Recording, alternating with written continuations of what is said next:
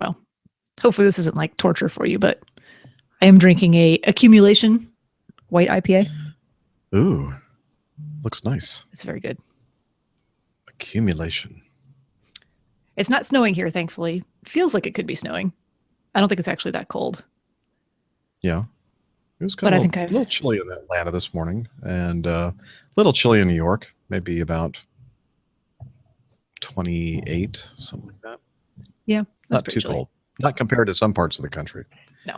Well, I think it's still in the 40s. Hello, everybody. Here, but it feels cold. Sorry. We are live, and it's just Steph and I kind of hanging out, waiting for a couple others to join us. Dana should be here shortly, and then I think Nick is probably still en route from the airport. I guess the bus that they were on got a flat tire or something. Mm-hmm. Good evening. Hey, how you doing? Hey. Oh, there he is. I'm here. How's it going? Excellent. How you guys doing? Doing all right. Got just my fine. Accumulation. I got the computer restarted and everything seems to be working as far as I can tell. Hey, Steph, I'm already jealous. Why is that? Because I have no alcoholic beverage this evening. Oh, I'm the only one with an alcoholic beverage right now? This is crazy. Yep. I'm sure Nick will join me in the alcoholic beverage department whenever he gets here. He's going to need like several, it sounds like, by the time he gets here. Yeah, hopefully he doesn't have too many before we end the show, because we need to be able to understand what he's saying. Yes. Mostly. Let's see. Let me know if you can hear this.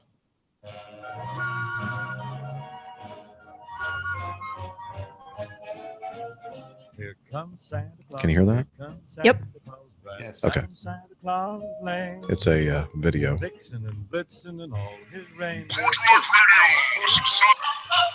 Okay.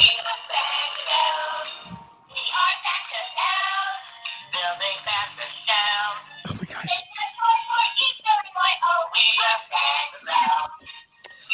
Okay, I was thinking that was not me. Nothing I'm playing here is doing that. So that is Dana's hat making the noise. It took me a second too. I was like, what did I open? I opened a window somewhere. What's going on? I love it. That's a nice hat. That is way more festive than. I mean, a talking hat with lights? Yes. Oh my. Yeah. Jeff says, I hope Dana wears that on the job. He probably does, actually. I do. I was walking through the terminal with it on today, as a matter of fact. You should have been with me yesterday morning, Dana. I deadheaded back from Orlando, and guess who my captain was? Captain Jeff? No. I was riding. My captain was Captain Dixon. Oh, was it really? Yeah. He was out there doing some stuff at the front desk there, you know, at the gate, and I'm thinking, he looks kind of familiar to me for some reason. I went, wait a minute, I think that's Steve Dixon. That's our VP of flight operations at Acme. Huh? At Acme. Oh, yeah, at Acme. Oh, that looks like a nice hat, Steph. Thank you. It's actually I don't have a hat. It's just the red version of the green one that okay. I have one. I could have shared it with you. Okay. Oh, no. Yeah, I don't have. Yeah. No Red Sox. That's not Christmas. Come on. Hello, everybody. Miami Hick, Nev, and Jen, and Jeffrey, and Michael Kuipers, Liz Piper, James Bulge. Dana, do you have a Twitter handle? I don't think you're on Twitter, are you, Dana? No, I am not. Okay. Well, I actually do have a handle, but I just haven't. I don't look at it very often. Yeah. But you haven't published it for me anyway. So. What's that? I said you haven't published it for me anyway, so it's. Well, I just never saw you on it, so I just figured you weren't on it. That's what she said. I am. Let me see. I have to look at my iPhone. Here comes Santa Claus. Here comes Santa Claus. Right, dears? Right down Santa Claus Lane. I should probably not sing until I know the words to these things. That's fine. Just make them up. Yeah, I'm pretty sure that's what Nick does when he sings those songs. You think? I don't know. He's pretty good at lyrics. No, I think he especially those has drinking learned songs. all the dirty for some ones, reason. yes. Yeah, he does the very dirty ones for some reason.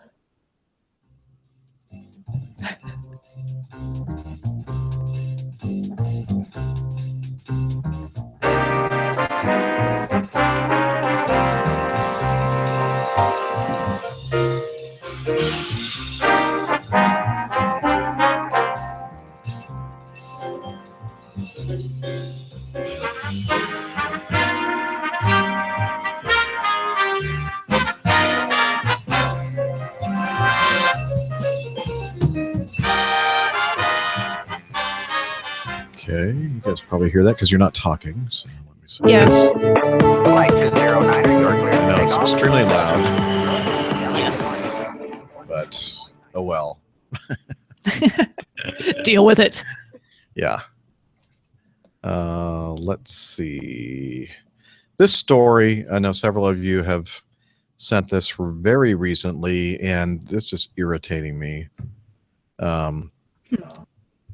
Ruben Santamarta, principal security consultant at IO Active, said it had found vulnerabilities in Panasonic avionic in-flight entertainment systems that it claims could allow hackers to hijack passengers' in-flight displays and in some instances potentially access their credit card information. Well, they could do that with your home computer too. Right. Research revealed it could also theoretically be possible if that such a vulnerability could present an entry point to the wider network, including the aircraft controls domain. When did we talk about this? Was it like a year ago? 6 months ago, a year ago? At least. It's like this time of year, like all of a sudden this crap comes out. Stop it. Because all these conspiracy or whatever theories are just cyclical. It's like wait for some slow news time and then just, I guess. hey, you know what would be fun to talk about right now?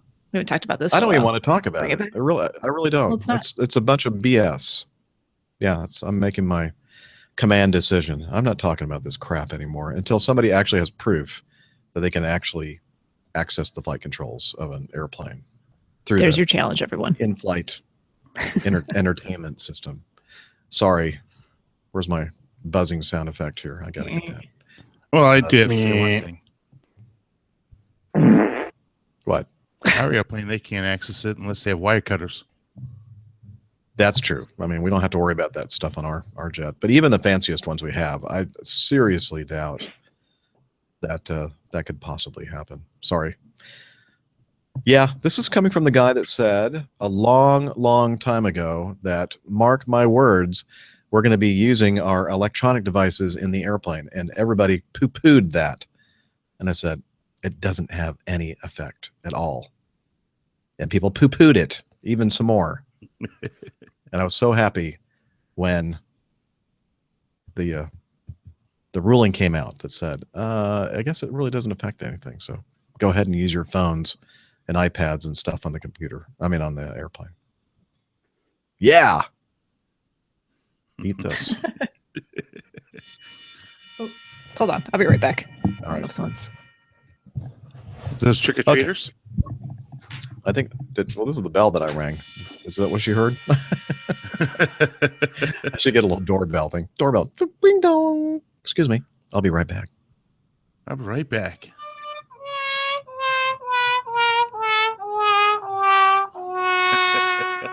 And this is what I think about hacking the entertainment systems.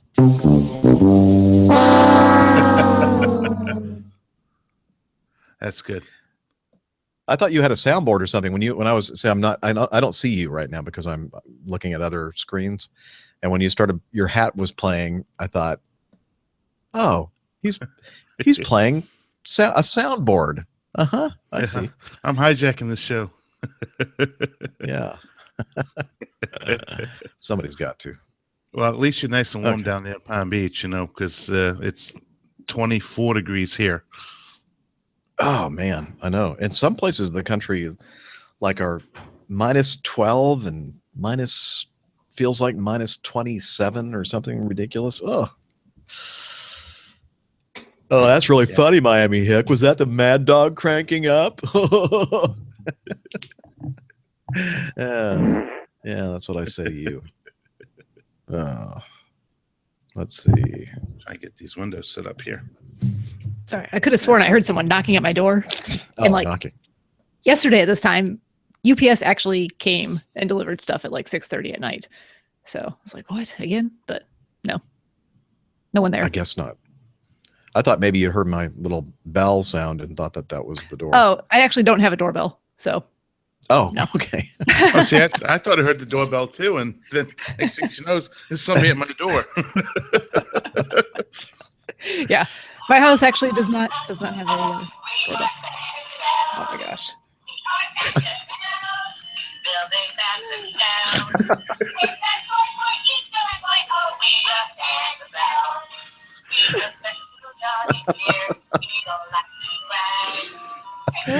No, true story. This thing on the top of the hat, when it goes back and forth, used to have a little ball and made the jingle bells.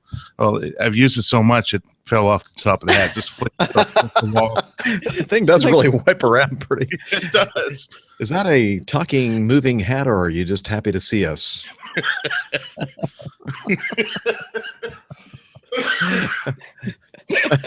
Put that in your pants and then hit the switch. We were happy elves. Oh, I bet you are. Oh, man. Oh, that's funny. Jeff says, I dare you to play that on guard, Dana. Yeah. That's hilarious. Okay. John. you know what? Tomorrow, if I hear it on guard, I'm going to go, oh, I know who that is. Dana, you're on guard. We're on Now, guard. if you ever hear something like this on guard, I'm not saying it's me, but it's possible. Where is it? I have very little patience for stupidity. Did you hear that? Yes. Yes. Okay. People, because that's, if you want to hear stupidity, listen to guard, which we have to do. What's so funny is that there are some people that get so bent out of shape when people start kind of fooling around a little bit on guard, and all they do is just make it worse. It's so funny because it's like feeding the trolls. It's like as soon as somebody does something like play a sound effect or whatever, and all of a sudden, okay, let's get professional out there. Come on. I'm thinking, oh no, please don't say that. Yeah, And then they're just let just it like, go. oh, Just yeah. let it go. Chuckle a little bit. Move on. Sorry, Jen. I guess I'm a little skeptical tonight. She goes, Jeff is really fired up tonight. Maybe it's because I haven't had anything to drink. Maybe I need to have alcohol Sam Pellegrino. Yeah. Need to mellow you back out, man. To mellow me out. I think it's all the shopping you've had to do for Christmas. I don't know. Most of it has been online, so I haven't been out there really doing any shopping. I had to go to the mall last night for one thing. I was in there for like 15 minutes. It was all the Christmas I could take for the entire season. Oh, man. That 15 minutes. I was just like, I can't wait to get out of this mall. I can't wait to get out of this mall. Made my purchase and left. Of course, there is the Festivus for the rest of us. Yes. Oh, yeah. That was on the 16th, correct? 16th or 19th? I can't remember. I don't know what day I think it's the 16th Festivus is when Festivus is. Wow, you're on top of it all. Now, see, I should be on top of when Hanukkah is. You should. Yeah, Hanukkah. Is it still going on or is it over? No, it starts on Saturday. It hasn't even started yet. Christmas Eve, yeah. That's Christmas Eve. Why do I know these things? But it doesn't always start on Christmas Eve. No. It every year it's different because the Jewish calendar is different from the Catholic calendar, which is what we all go by. They do the Gregorian calendar is what we use.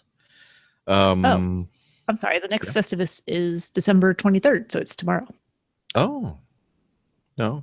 Apparently this one moves dates too. Oh, I'm sorry. Today? Yeah, 20th. Just kidding. I know what day it is. I don't. I have no idea what So it if you're is. just joining us, we're just kind of the show is not we're not recording right now. We're just waiting for Captain Nick. He has flown in from over the pond, across the pond, and flew into Dulles International, and having had to go through all the customs and immigration process. It usually takes time, and I guess they arrived a little bit late because of very strong headwinds, and then got behind a couple other airline crews, large crews, but they finally got on the bus and were making their way to the hotel, and then I think the bus had some kind of a mechanical issue. It broke down.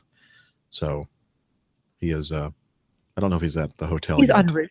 No, I don't think so.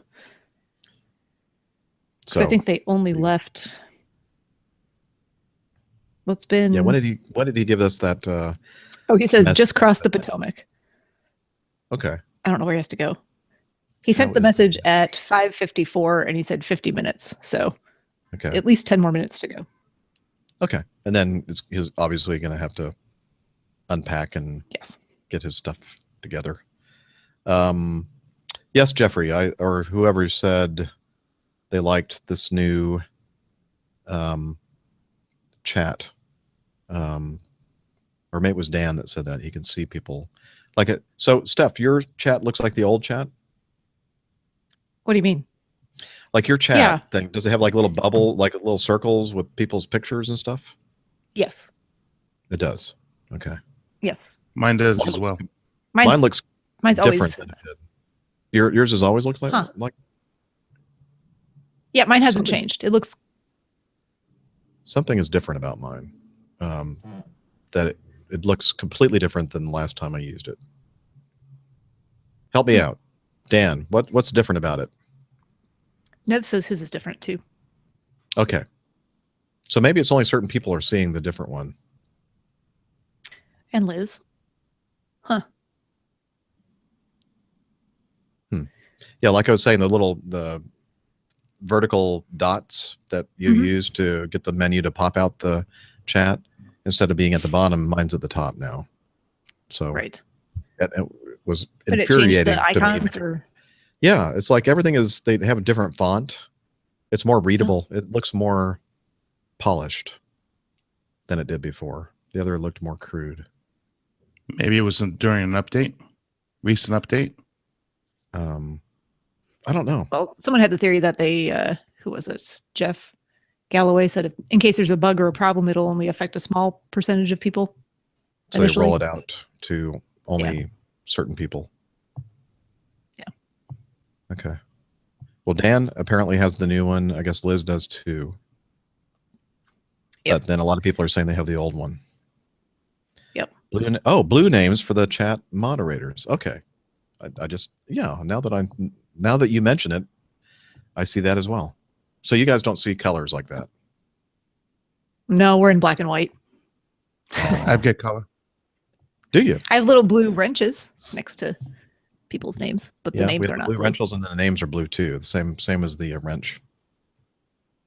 Oh yeah, no, I have the wrenches and I have the little blue line, but their names are not. They're black and white. The writing's so black you- and white as well. Okay, you have the old look then. Interesting. Okay, so he said he was just crossing the Potomac. Yes. That's good. Of That course, means nothing to me. I have no idea where he's going. yeah, he's going down into DC itself proper, Okay. and that means he's probably just blocks away from his hotel. Aw, main man Micah says the mods are kind of feeling blue today, or feeling kind of blue. Where's your rim Bam. shot? Yeah. Yeah, I know. I just need more screens is what at home. I got a new 27-inch monitor. Mhm. And the only thing I wish that it did better is the resolution is not as high as I want it to be. So I can't put a whole bunch of different windows at high resolution on it. But it's like 1080p, I think. But it still gives me a lot more room to put stuff. And then I have my laptop screen, and then my old MacBook screen over here, and then my iPad screen. I have all these screens all over the place. I'm thinking, yeah, now how do I figure out, I mean, how do I do this when I go on trips? I don't, because I don't have enough room to take my 27-inch monitor with me. Yeah, good luck with that. Okay. Yeah. I do always miss I love my 27-inch monitor. Sounds like you have mission control back home. Yeah, it is. It's cool. So when I do a show at home, I can use all that setup. And when I want to watch some Netflix or Amazon Prime or something like that, I can throw it and go full screen on that. Nick says, hotel in sight. Amen. Eyeballs. Yeah, good. I don't want to ask too much of you guys because, kind of want to save that for the show. So. Oh no, I'm happy just talking about utter nonsense right now. That's fine. Okay. Good. I'm gonna need another beer here in a minute, so. I should I have one beer? Why not? It's a slippery slope. I know it is. That's why I probably shouldn't. You have to be sure that you're only going to have one. If we, where do you have to go to get a beer? Downstairs? I went across to the Publix, and that's where I usually will grab some High Life beer and bring it back. So if I'd done that, and it was very, very difficult for me not to go down the beer aisle and grab a 6-pack of my favorite beer, but I didn't. I just got my little submarine sandwich, and my Pellegrino water, sparkling water, and that's it. That was a good boy. Sounds like we have a drinking problem tonight. Yeah. Yeah. It's called lack of. Yeah, that's all right. I'm gonna tough it out. I'm just gonna drink my water. You have an early go tomorrow? No, actually, I don't have it's like a 9 o'clock departure. Like that's I've never left that late from Palm Beach. So my pickup is like 7:40. So why are you not having a beer again? Because my blood pressure is kind of in the pre-hypertension range, and I've been doing all kinds of stuff. It just keeps creeping up, and I keep doing stuff to try to lower it. But finally, I realized that unless I lose weight and cut down on my drinking of alcohol and coffee and get more exercise, then it's probably not going to go down on its own without hypertension medication, and I don't want to take meds. All right. You know what that is? It's a blood pressure cuff. It's an automatic blood pressure cuff. Yep. And I don't drink caffeine. I don't drink that much alcohol. I work out all the time, and it just ain't happening. I'm monitoring it now. So, are you taking medications for it? I'm just going to start because it's getting pretty high. I went to the doctor the other morning because I woke up and I felt like I had something in my eye. I kept on flushing it out and went to the doctors, and they said, not only do you not have something in your eye, you have pink eye. I was like, thanks, great. You do have pink eye? Yeah, it's the first time in my life. I've never had it before. Wow. And then they looked at my blood pressure, said, well, have you done anything about this? And I said, well, I've been monitoring it, and I work my primary care with it, and we decided it's just time to go ahead with the family history to go ahead and do it, because I don't drink caffeine. I drink 0 caffeine. As a matter of fact, about the only thing I drink in this world is water. And I don't drink enough water, and they said that being dehydrated is also something that contributes to high blood pressure. Well, I'll tell you, there's a lot of things that contribute to high blood pressure, and family history is certainly a big one. And some people just can't get beyond that genetic component of it too. Doesn't matter how much you do, work out, exercise, eat right, stay away from the stuff you're not supposed to have. Still going to be a problem, and medications are better than the alternative of having a stroke or other, catastrophic problem because of it. So I'd rather have a stroke or catastrophic problem. No, I'm just no. Trust me. No. Or a heart attack. You know what's going to happen? We're going to be doing the podcast, and it's really going to happen to me, and you guys are going to be laughing. Oh, Jeff. Stop it. Oh, Jeff, where is he again? This is the only Christmas thing that I have. My shirt. Griswolds. Your Griswold Christmas tree? Ah, yes. Family Christmas. Say On that top again of as the- you stand up because we couldn't see it. There you go. Da-da-da-da-da. There we go. Now we can see it. Ow. Ooh, dang it. Just messed up my hand. You're just a mess. I am a Heart. mess. High blood pressure. And I don't miss High blood pressure. I don't miss the alcohol at all. Could see that. Am I shaking? He's slap Lord. happy. Oh Lord. He's slap Slap happy. I feel like as the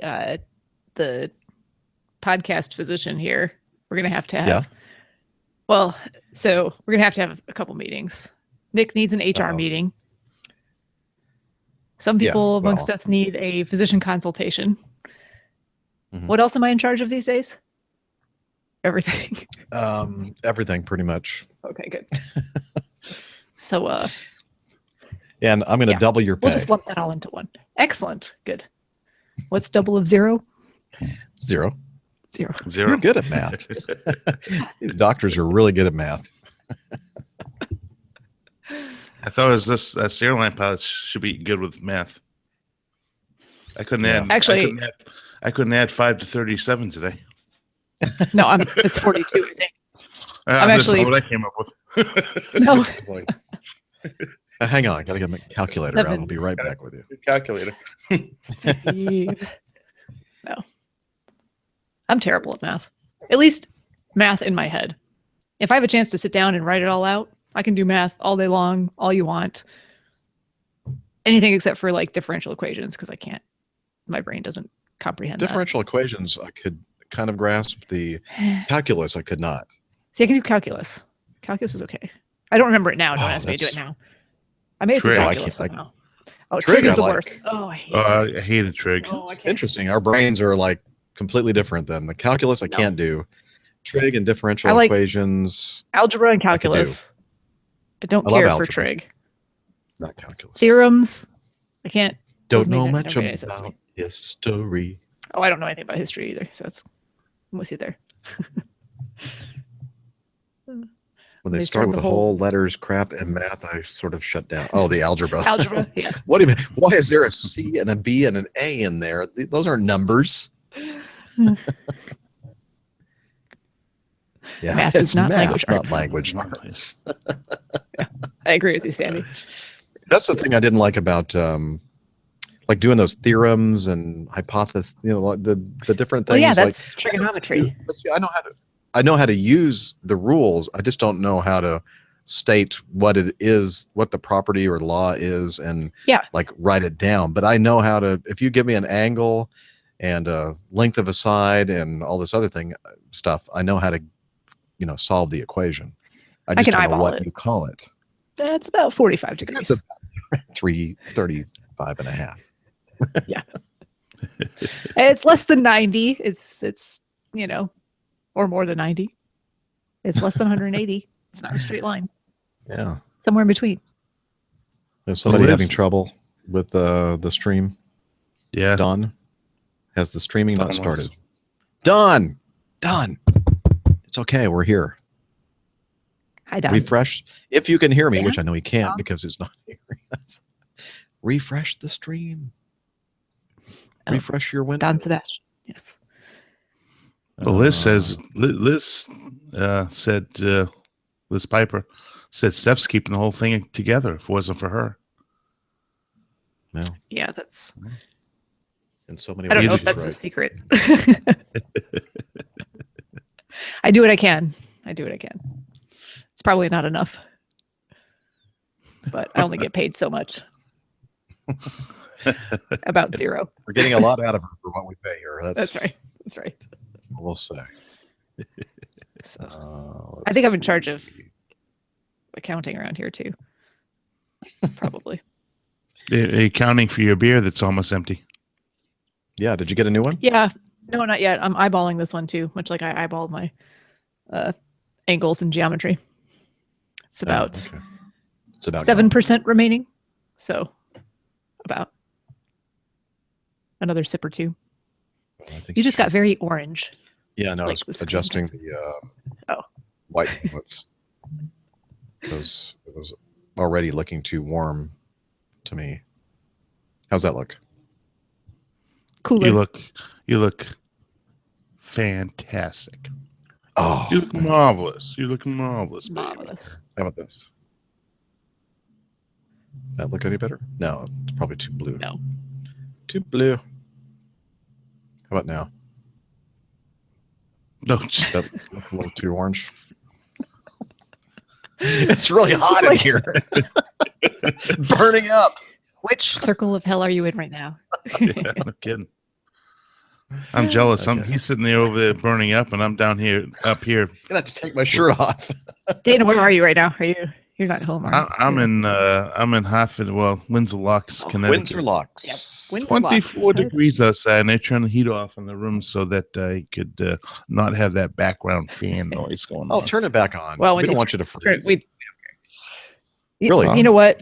Only When Jeff. things- Only Jeff worries about that. I don't think he can actually hear those things. No, I, So, You know, when things start, getting shriveled, then I'll worry about it. So far, I'm okay. okay. Well, Shrinkage. what was the temperature there? 24. 24 degrees. We're not much better here. 33. Wow, Wow. That's cold. that is Ooh, it's cold. outside. Let's see. What does it say in Atlanta? It is in Roswell. It's 42. Oh, that's kind of warm. Tropical. Why is it Well, so I much think warmer? Chicago's going to revoke my Midwestern card because I can't handle this cold anymore. I've lived here too long. It's official. I don't like the cold. Yeah. Not Well, even a little and you said you're going back to Chicago soon? On Friday for a few hours. It's supposed to be mid to high 20s, I think. Ish. Hmm. And they keep going back and forth on the snow for Saturday. So either it's going to snow on Saturday or it's not. I don't know. We'll find out. You know, if we were paid as much as the meteorologists were paid to be wrong all the time, there'd be a lot of people strewn all over the runways. That's right. Yeah. Oh, that's now true. they said Friday. Now they say Friday instead of Saturday. So who really knows? I have no idea. It says rain, snow. They're just hedging their bets here. They're like, Yeah. it's going to be Rain, snow, precipitation could of be some clear. could be sunny. Oh no, light rain, ice. That's lovely. Oh, nice. Mm. That's not going to Yeah. affect the flight operations at all. No, No. slip sliding away. Boo-doo-doo-doo-doo-doo. Well, I'm going and get this because it's such a weird short trip. I'm going into Midway and out of O'Hare. Oy, it's gonna be awful. It's worth it. Who's your reservation agent? Travel Me. agent. Well, It's me. yeah. Good job. Nobody to blame but herself. Yeah. So if you want me to be the travel agent for the APG show, that's what you get from me. I'm pretty good at making flight reservations. You'll be going Wow. all over the place. I love Jeffrey. Haha, an airline pilot talking about someone else being wrong. Good one.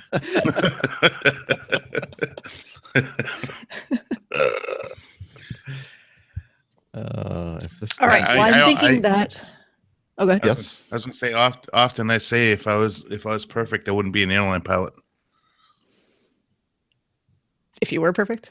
Yeah. I thought airline pilot said because I'm perfect, I'm an airline pilot. No. No. Any airline pilot, there are two different types of pilots. There are old pilots and bold pilots, but there are no old bold pilots. So That's correct. yeah. So if you think you're right about everything, probably not going to be a good pilot. Hey, how did Micah put a link in there? I thought every time I try to put a link in the chat, it disappears. Maybe that's new. Is that new for chats? Hey, they're letting us put links in there. I love that. Ooh. Nice. Excellent. I clicked I on add it and pictures it in there? opened up and I don't know. Uh-oh. Hmm. Now I'm going to have problems. Maybe just for Virgin- moderators? Virgin Atlantic pilots to take industrial action over union recognition. Huh. They Did you voted see to that? take industrial action. What? Did you see that memo that came out from ALPA? regarding that? No, about what? No. About the industrial action, not. that it's not actually a union action as much as it is just a dissatisfaction with the representation. So, Okay. So Acme is opting to go ahead and add some service because of the action. So. Oh, I see. You can put a link in if you're a mod. But see, I'm a mod, I think. Well, I'm the one that. Here, let me try to put a link in. See what happens. You're the one who gives. Yeah, who I'm grants the one making the mod, moderatorship to people. Is there such? I love our language. Let's see. How about HTTP? Matthew wants to know if you got gout. No, I do not. Is that why you're drinking Dad water? Yeah, gout's no fun. .com. Yeah, see?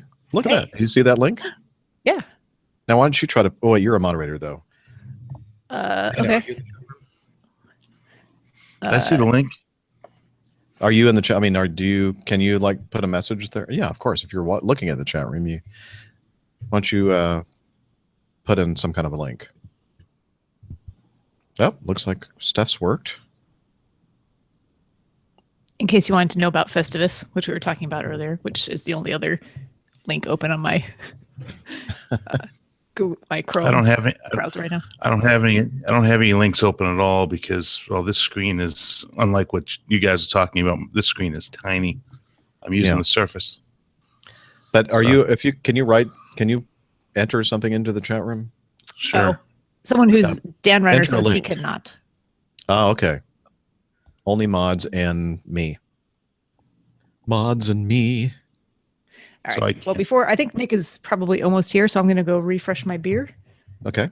I'll be back in a moment. Okie dokie. And there she goes.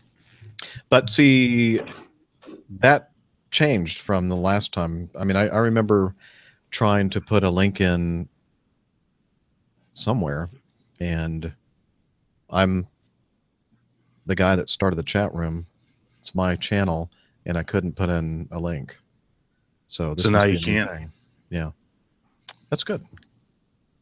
I wonder if I do a link something. Let's see. Let me just pick something.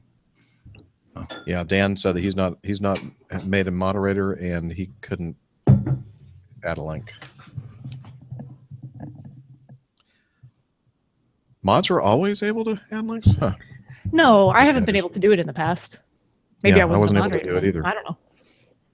Maybe it changed sometime fairly recently, and we just didn't notice. Or maybe mods were able to do it, but the king wasn't. I'm the king. See my little crown? Mm-hmm. When I do a post? Like I just tried to put it on a website. It wouldn't let me do it. Oh. Okay. So yeah, just moderators. Just moderators. You know, I'm wondering, Micah, if it has something to do with the fact that I'm looking at this new chat theme. And maybe you had the new chat theme before I did, and maybe that's why you were able to put the links in. I don't know. Why ask why? Who cares? Steph is drinking beer. You don't remember what I'm drinking? I told you. It starts with an A. Accumulation.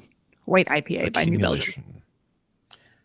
New Belgium, Fort Collins, Colorado, and Asheville, North Carolina. They have a lovely tap room now. Yes. When did you discover you like beer? Me? Med school. Caffeinated beer? Well, I also found out, I found out in college that I actually could not drink coffee anymore.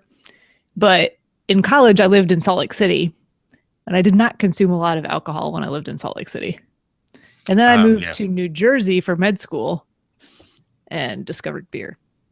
And then I drank a lot of really terrible beer for a while because I didn't know any better. We all did. And it probably wasn't until and also I had no money.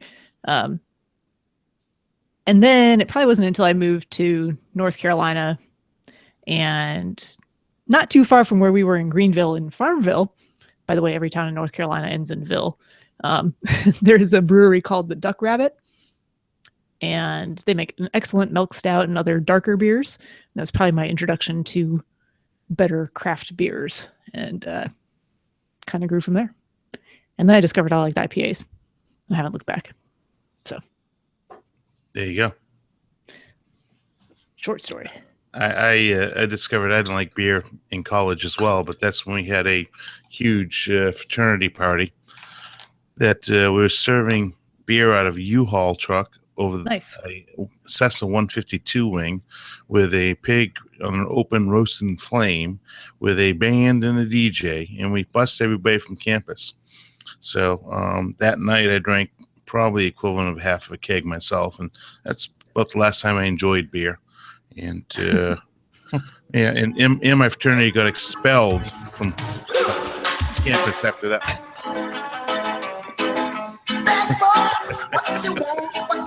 See, Jeff knew where that was going. He's like, yeah, just gonna play that Bad Boys theme. Yes. Just came to my mind for some reason.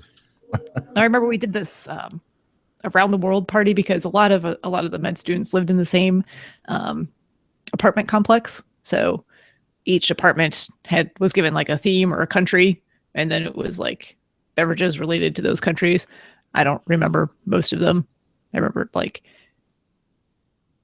Mexico had Corona and Dos Equis, and whoever got America just brought a bunch of Yingling because we were in Philadelphia. Yeah. So, but that was fun. Med school students know how to throw parties. I am sorry for all of you over there in the UK and Europe. I mean, it is extremely late, isn't it? It's like Very. 1 o'clock in the morning. It's midnight in the UK. Yeah.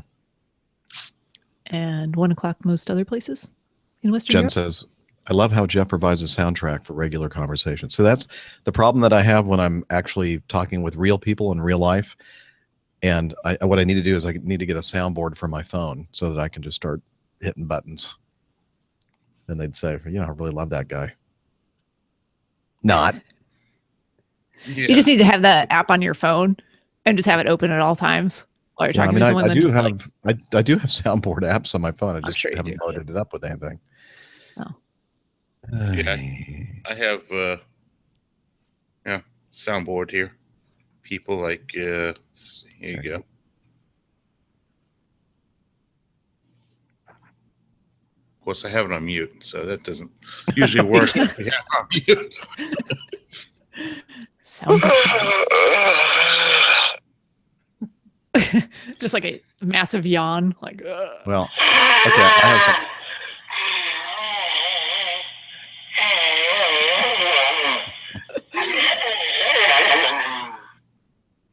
Well, I got something that'll top that. You ready?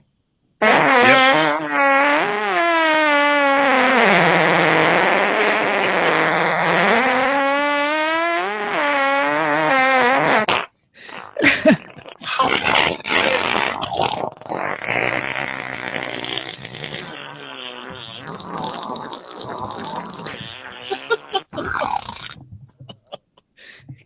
it does.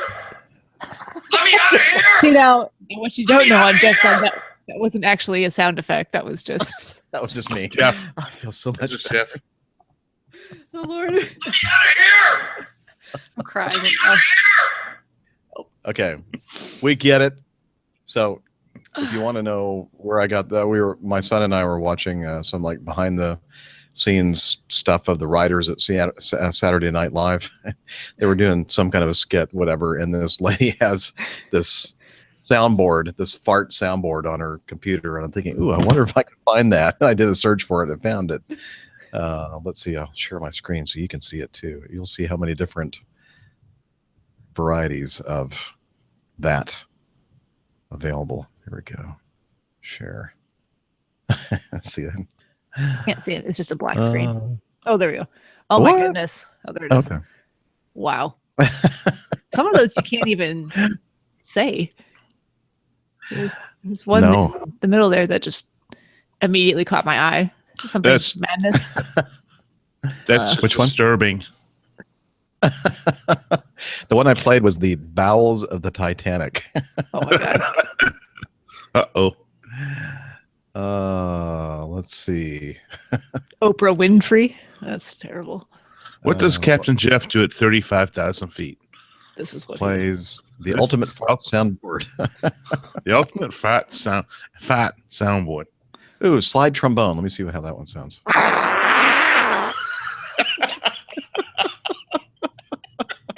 Mudslide. I think they're like four. I'm sorry. Wow, this is going downhill fast. We haven't even started yet. It didn't even have far to go. Oh my gosh. Okay. Wow. Scott Cannon says, "I've just tuned in. Not sure what I was expecting. Welcome, Scott. Glad you could join us tonight. This is supposed to be a Christmas episode. So, ho, ho, ho. Wait, hold on. It is. Hold on.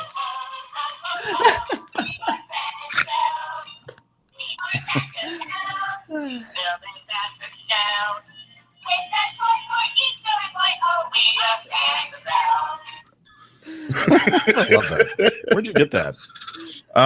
Actually, my stepmother gave it to me one year for Christmas about 5 years ago, and I've worn the thing out. I've got 2 of them. So, yeah. Nice. It's battery operated.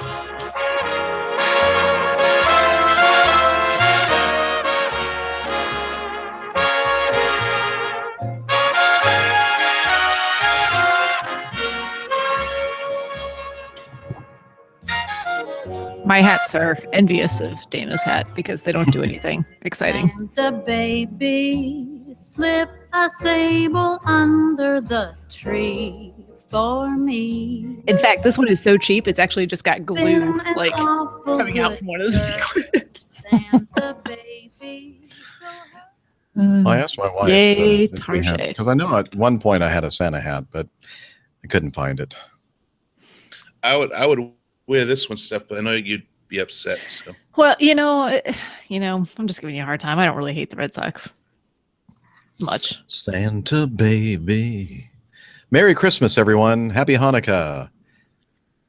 And all the other... Merry Christmas, Hanukkah, Kwanzaa. Say again? And Festivus. Yeah.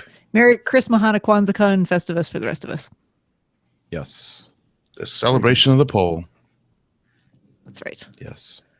I actually have like a minute. Well, that doesn't sound right. Never mind.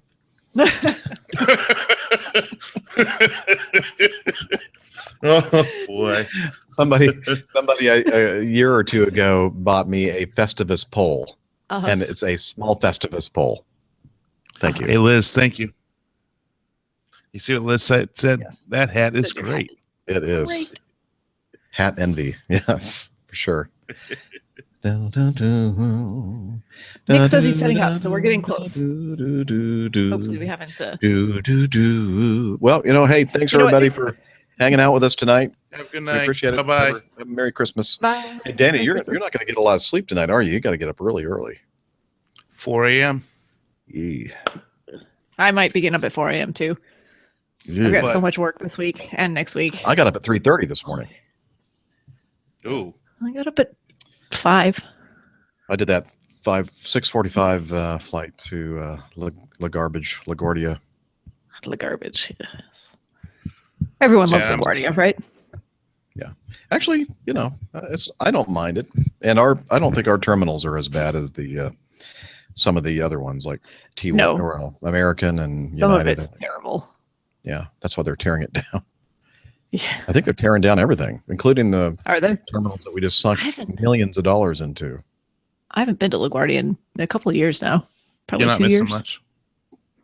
I didn't think I was. Not at all. It's called The last time I was there, I garbage.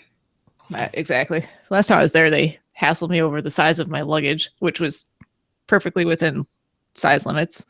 Not even anyone from the airline, just like third-party contractor people that they pay Just to people on the street. stand outside of security and be like, Luggage. "You're gonna have to go check your bag." I'm like, "No, I'm not checking my bag. It fits." Look. Anyway, They're all in the power Were you chip. able Come on now. to?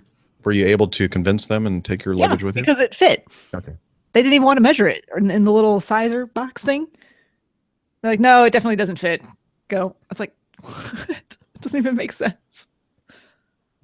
So, Let me Jim, what do you put- mean you'll be up at 4 a.m. for de-ice? You have to, what, for de-icing your car? Maybe No, she's learning about de-ice operations at her airport. Oh, Yeah. Or okay. something. Yeah. maybe she's doing the de-icing. Oh, I hope not. I've done that. No, I've been in she's- the bucket. Oh, have you? Oh yeah, That doesn't sound like it'd be It a very sounds fun cool. job. in Boston, without a closed bucket, it was an open bucket. It wasn't. And breathing all that stuff. Oh, it all is sweet sugar. Basically. Yeah. Not really, but yeah. Okay. Yeah, no, doesn't smell like it. it's nasty. The closed buckets are a much better system. But being out there in the middle of the winter in an open bucket, yeah, not fun. No, it doesn't sound like it. I always feel sorry for those people in the de-icing buckets, thinking, yeah, they probably are not having a good time. See, I pay attention to things on Twitter, even if I don't always respond. Jennifer is learning de-ice pad management. I knew it was something along those lines. Oh, de-ice pad management. I don't know what That's that cool. means, but it sounds fascinating. Yeah, no. Oh, guiding the planes in and out. Okay. So marshaling the what she planes to. She The has a de-ice huge pad? ice scraper. Mm-hmm. A big credit card. Oh, I've done that. Like, crap, I don't have an ice scraper. What do I have? A credit card. Let's see. You're Let like- me find one that I don't normally use very much. Well, I have a little bit better than that. The credit card idea, right? We had a massive snowstorm in the metropolis of Atlanta, and I used a hockey stick to clean my driveway because I did not have a shovel. It's not a short, small driveway. It's a 4-car driveway. Nice. It was funny. Well, since I've been here in Charlotte, the first year I was here, we had 9 inches of snow over the winter, which was all kinds of fun. I didn't work for 3 days straight. Nice. I did not own a shovel, but I borrowed my neighbor's shovel and I shoveled both of our driveways since they were kind of connected. So Was that storm in 90? I've been here for 3 years. Oh, No. no. Never mind. 4. No. How long have I been here? I don't know. It was right after I got back from India, whenever that was. 'Cause I'd been that to wasn't India. that long ago. Really? Oh, yeah. Because I was in India and it was hot, and I came back and it snowed a whole bunch. And Oh, that's when it snowed. Okay. during the snowstorm, my neighbor's carport thing caught on fire, and I just happened to be home in the middle of the day to catch that. So we got that put out before it actually caught his like shed/barn thing on fire, and then spread and been really bad. Was that the same year that we had the ice? I think it was. in- Yes. Yeah. I can't, it was either that year or the year after. I don't remember. And I was It seems like where, every year we have ice. yeah, we haven't had it yet this year, but it's usually not yet. January. Yeah, it's January or February. February. Yeah. Hey, Hey. Oh, looky there. I see his picture. That's a good Nick. sign. Looking very debonair in that photo, too. I know. Yes. Very professional. And now he just looks like Santa Claus. Oh, There it he does is. look like Santa Claus. We don't hear you though yet. Can't hear you. Santa baby. But I think he can hear us. I think so.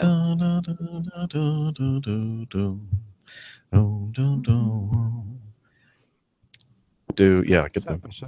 Ah, that. Turn it on.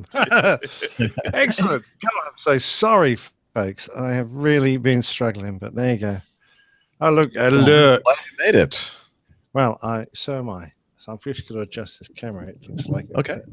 I'm peering down on everybody. Well, when we introduce you, sir, you can tell us all about your adventures today. Yes, fine. They're going to be knocking on the door soon as my fine fellow captain, my co-captain, has gone off to the local hostelry to buy me some beer. The local what? Hostelry. I'm just going to Hostelry. close that. Yeah. Does anyone else know what that is? Oh, okay. Not a term I was familiar with. Sure. Whatever you say, Nick. Now we wanted to look at your ironing board. Too late. Too late. I think Hey, that's better. How's my audio, old chap? great. Brilliant. Sounds good. Sounds good. So, again, apologies. I think No. by all means crack on so that. Well, it's just these things happen. These things happen, and it's part of life. And where is the recorder here? I'm gonna turn these on. Breath. I didn't even take my ID off. Just Yet. relax. Get Just yourself relax. settled. We've done nothing yet except for talk about nothing. We've just been Stuff. fooling around. Yeah. Well, I hope you've been drinking IPAs. Just me. Just you. Just me. I'm on number 2 though. And Oh, actually I good should for you. probably take a physiologic break, as Jeff likes to call it, before we start now because Go ahead. okay. I'll be right back. Go ahead and take a pee. Or that. Are we calling that that now? Okay. I can't keep up. Potty break. A potty break. Potty. How was the flight over? Long. Was there anything wrong with it? It was bloody long because there's that streaming great jet stream across the Atlantic.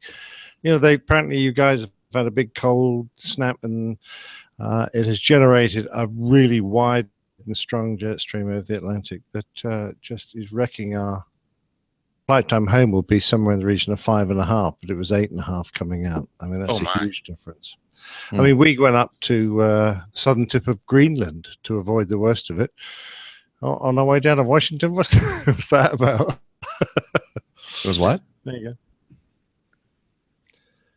What was that last part? I didn't understand what you said. Sorry, we went up to the southern tip of Greenland as got we that. looped north to get away from this jet stream.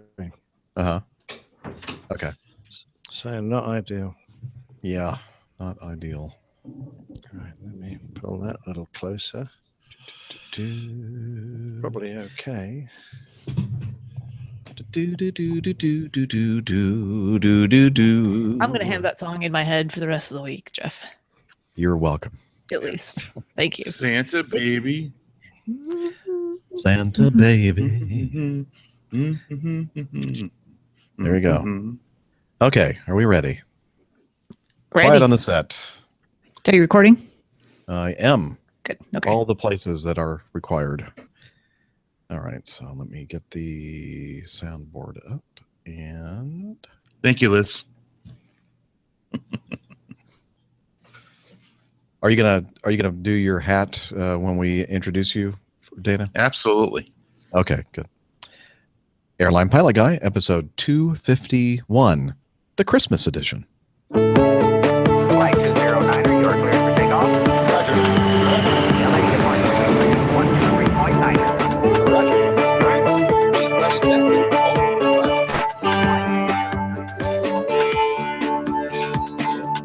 Hello, you're listening to the Airline Pilot Guy Show, the view from our side of the cockpit door. I'm Captain Jeff, your host, broadcasting live from Studio 601 in the Doubletree Hotel in Palm Beach Gardens, Florida. In this episode, an Egypt air crash update, a close call with air traffic and terrain, more news, your feedback, and a new Plain Tales episode, Christmas Angels. So get all settled in, tray tables and seatbacks in their upright and locked positions, electronic devices powered on. Flight 251 is ready for pushback.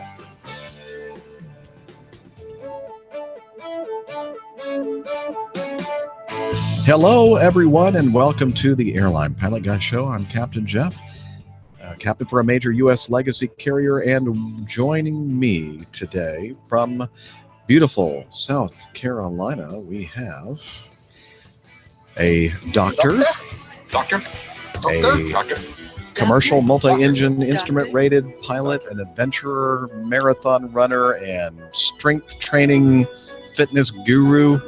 Lots of stuff. We have Dr. Steph. I've been upgraded, promoted, captain. Excellent. Captain Dr. Steph. I wear many hats, but today I wear my Christmas hat. So, Oh, it's very nice. yes. I like that. If you're watching the video, it's red, sparkly. I don't know. I've got a green one too, but I wore the green one the other day, so we're on to red. All the Christmas colors. All the Christmas colors. So, yes. Excellent. Good to be back for, what is this, 251? Is that what you said? 251. Yep. Excellent. And we're getting close to Christmas. And let's see. Oh, look, I see somebody else who's joined us from all the way across the pond. It is the captain for a European airline flying the wide-bodied Airbuses, the A330 and A340 series, Captain Nick Anderson. Hi there, Jeff. Hi, Steph. Hi, Dana. Yeah, a bit of a struggle getting onto the show today, but great to be here.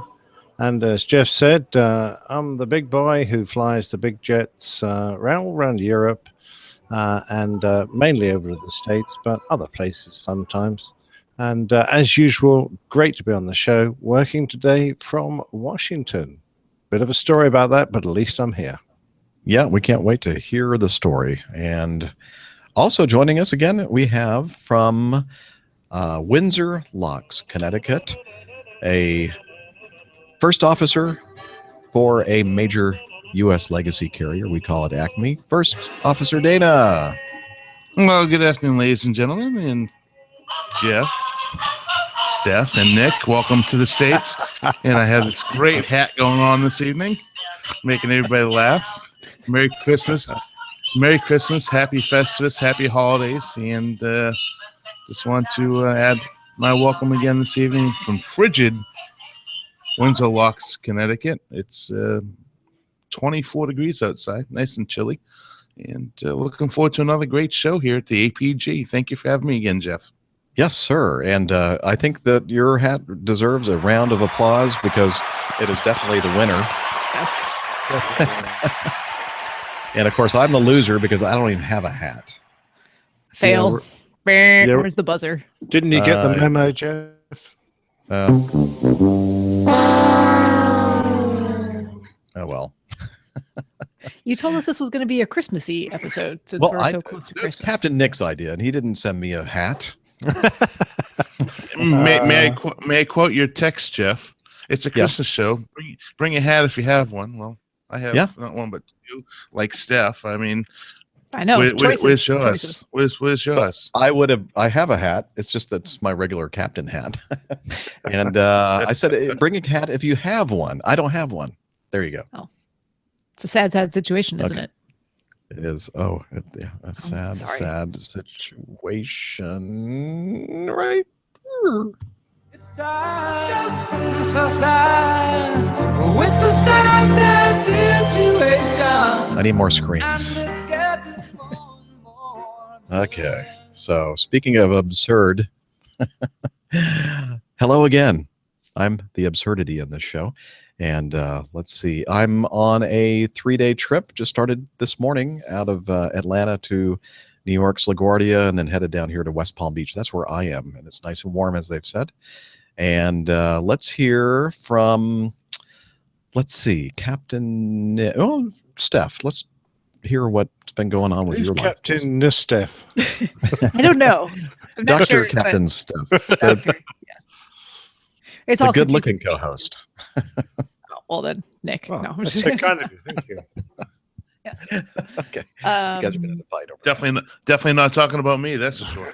And neither me Oh, either. poor Dana. That's so unfair, Jeff. Oh, now I just feel bad. But I'll tell you what I've been up to. We'll just move Okay. on from that like it Please. wasn't awkward at all. Yeah, no. So what have I been doing? I have been working my tail off this week and last week and probably next week too, because here in the United States, the way as everyone I think knows, I'm a physician here in the Charlotte, North Carolina area, and I'm in a specialty practice. And as a specialist, what happens in the United States with most people's insurance is that towards the end of the year, they meet their deductibles, and then they decide to go back to their specialists for all the subspecialty care they've been putting off, and they want everything done before the first of the year. So between October or about Halloween and now, it gets steadily busier until the end of the year, and then it kind of just falls off and starts over again. So very, very busy. It's not been leaving a lot of time for flying, which has been very frustrating for me. I keep putting myself on the schedule to go fly, and then it'll be, the day before or the day of, and the weather's just terrible for whatever reason. So it's like sunny, sunny, sunny, and then I have half a day off, and I'm like, I'm gonna go flying, and the weather's just complete garbage for general aviation flying. So hopefully in the next week or two, I'll get out for at least a little bit. But that's what I've been up to, just busy. Well, maybe January when the traffic falls off at the office. Yeah. It'll get back there. It's just, it's nice to have that kind of sanity break. For me, flying is a sanity break for sure. Just like doing the show with you guys every week is my sanity break. You come to mad people to get sane? Oh, you have, yes. Wow. You have to. It sounds counterintuitive, but just trust me, it works. But yeah, Whatever works. Yeah, exactly. So, just another week or two, and then things will be better in January, I'm sure. So, not that it's bad. I mean, I enjoy my job and all of that. It's just, it's hectic. It's busy. It's a lot of work to get done in a short period of time, and we'll get through it. So. We feel for you, Steph.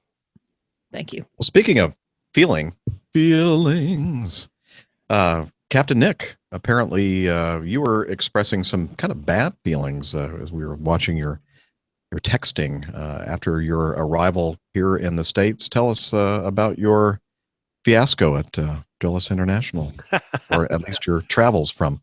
Yeah. I mean, sometimes everything just piles up, doesn't it? I mean, you think to yourself, if this was any other trip, I wouldn't really care. The odd delay, it's no big deal. We'll just get to the bar a little later. But I was kind of looking at my watch thinking, right, I really want to be at the hotel at 6 to start on time for the show. And of course, this kind of kicks off in London when I look at the flight time for our trip to Washington. And you guys spat out an enormous jet stream across the Atlantic over the last few days, apparently caused by very, very low temperatures in central North America that have created this. And it's a big, broad stream going right across the middle of the Atlantic. So, and really strong. Now it's going to help us on the way home, but of course on the way out, that was just nothing but headwinds. So flight planning routed us way up north to try and avoid the worst of it. So up near the southern tip of Greenland to come down. So that adds lots of track miles, and the flight time was about 8.5 hours, which we weren't going to get in on schedule no matter what we did. So that was fine. Sadly, we were delayed. And I say sadly, there was a lovely US Navy guy, a young fella with his son who's 17, and they were flying home. And I can't say too much about it. I don't want to embarrass anybody, but this chap has had a really serious shock at his work, which involves jumping out of airplanes, and it has shaken him so much that he was suffering from a fear of flying.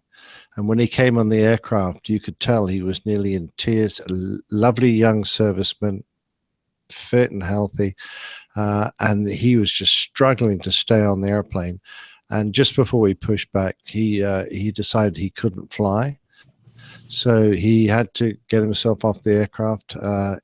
We had to pull his bags, of course, not allowed to fly with those, and do a security sweep. His 17-year-old son stayed on and has flown over to join his family for Christmas. And this poor chap has had to stay in the UK. He just himself fly today. I don't know if he's going to feel better soon, but I suspect not. It's one of those things that will probably take a lot of time to heal.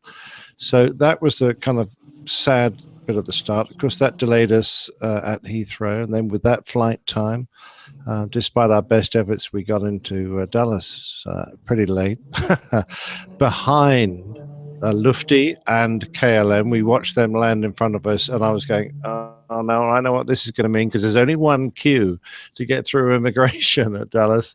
And there was a Lufty 747 crew and a KLM, as pretty as they are, 330 crew, all queued up in front of us, and one bloke doing us all.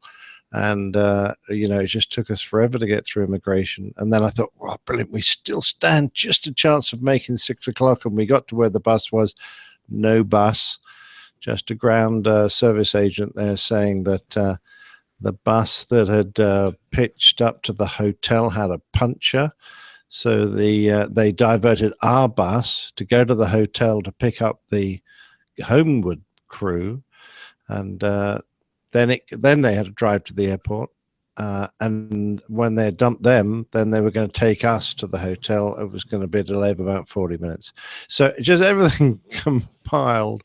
And then, of course, I turned my little app on there to see how long it was going to take to get to the hotel. And it was going to be a 50-minute journey. How long is going on? It's only 26 miles. What's up with you lot?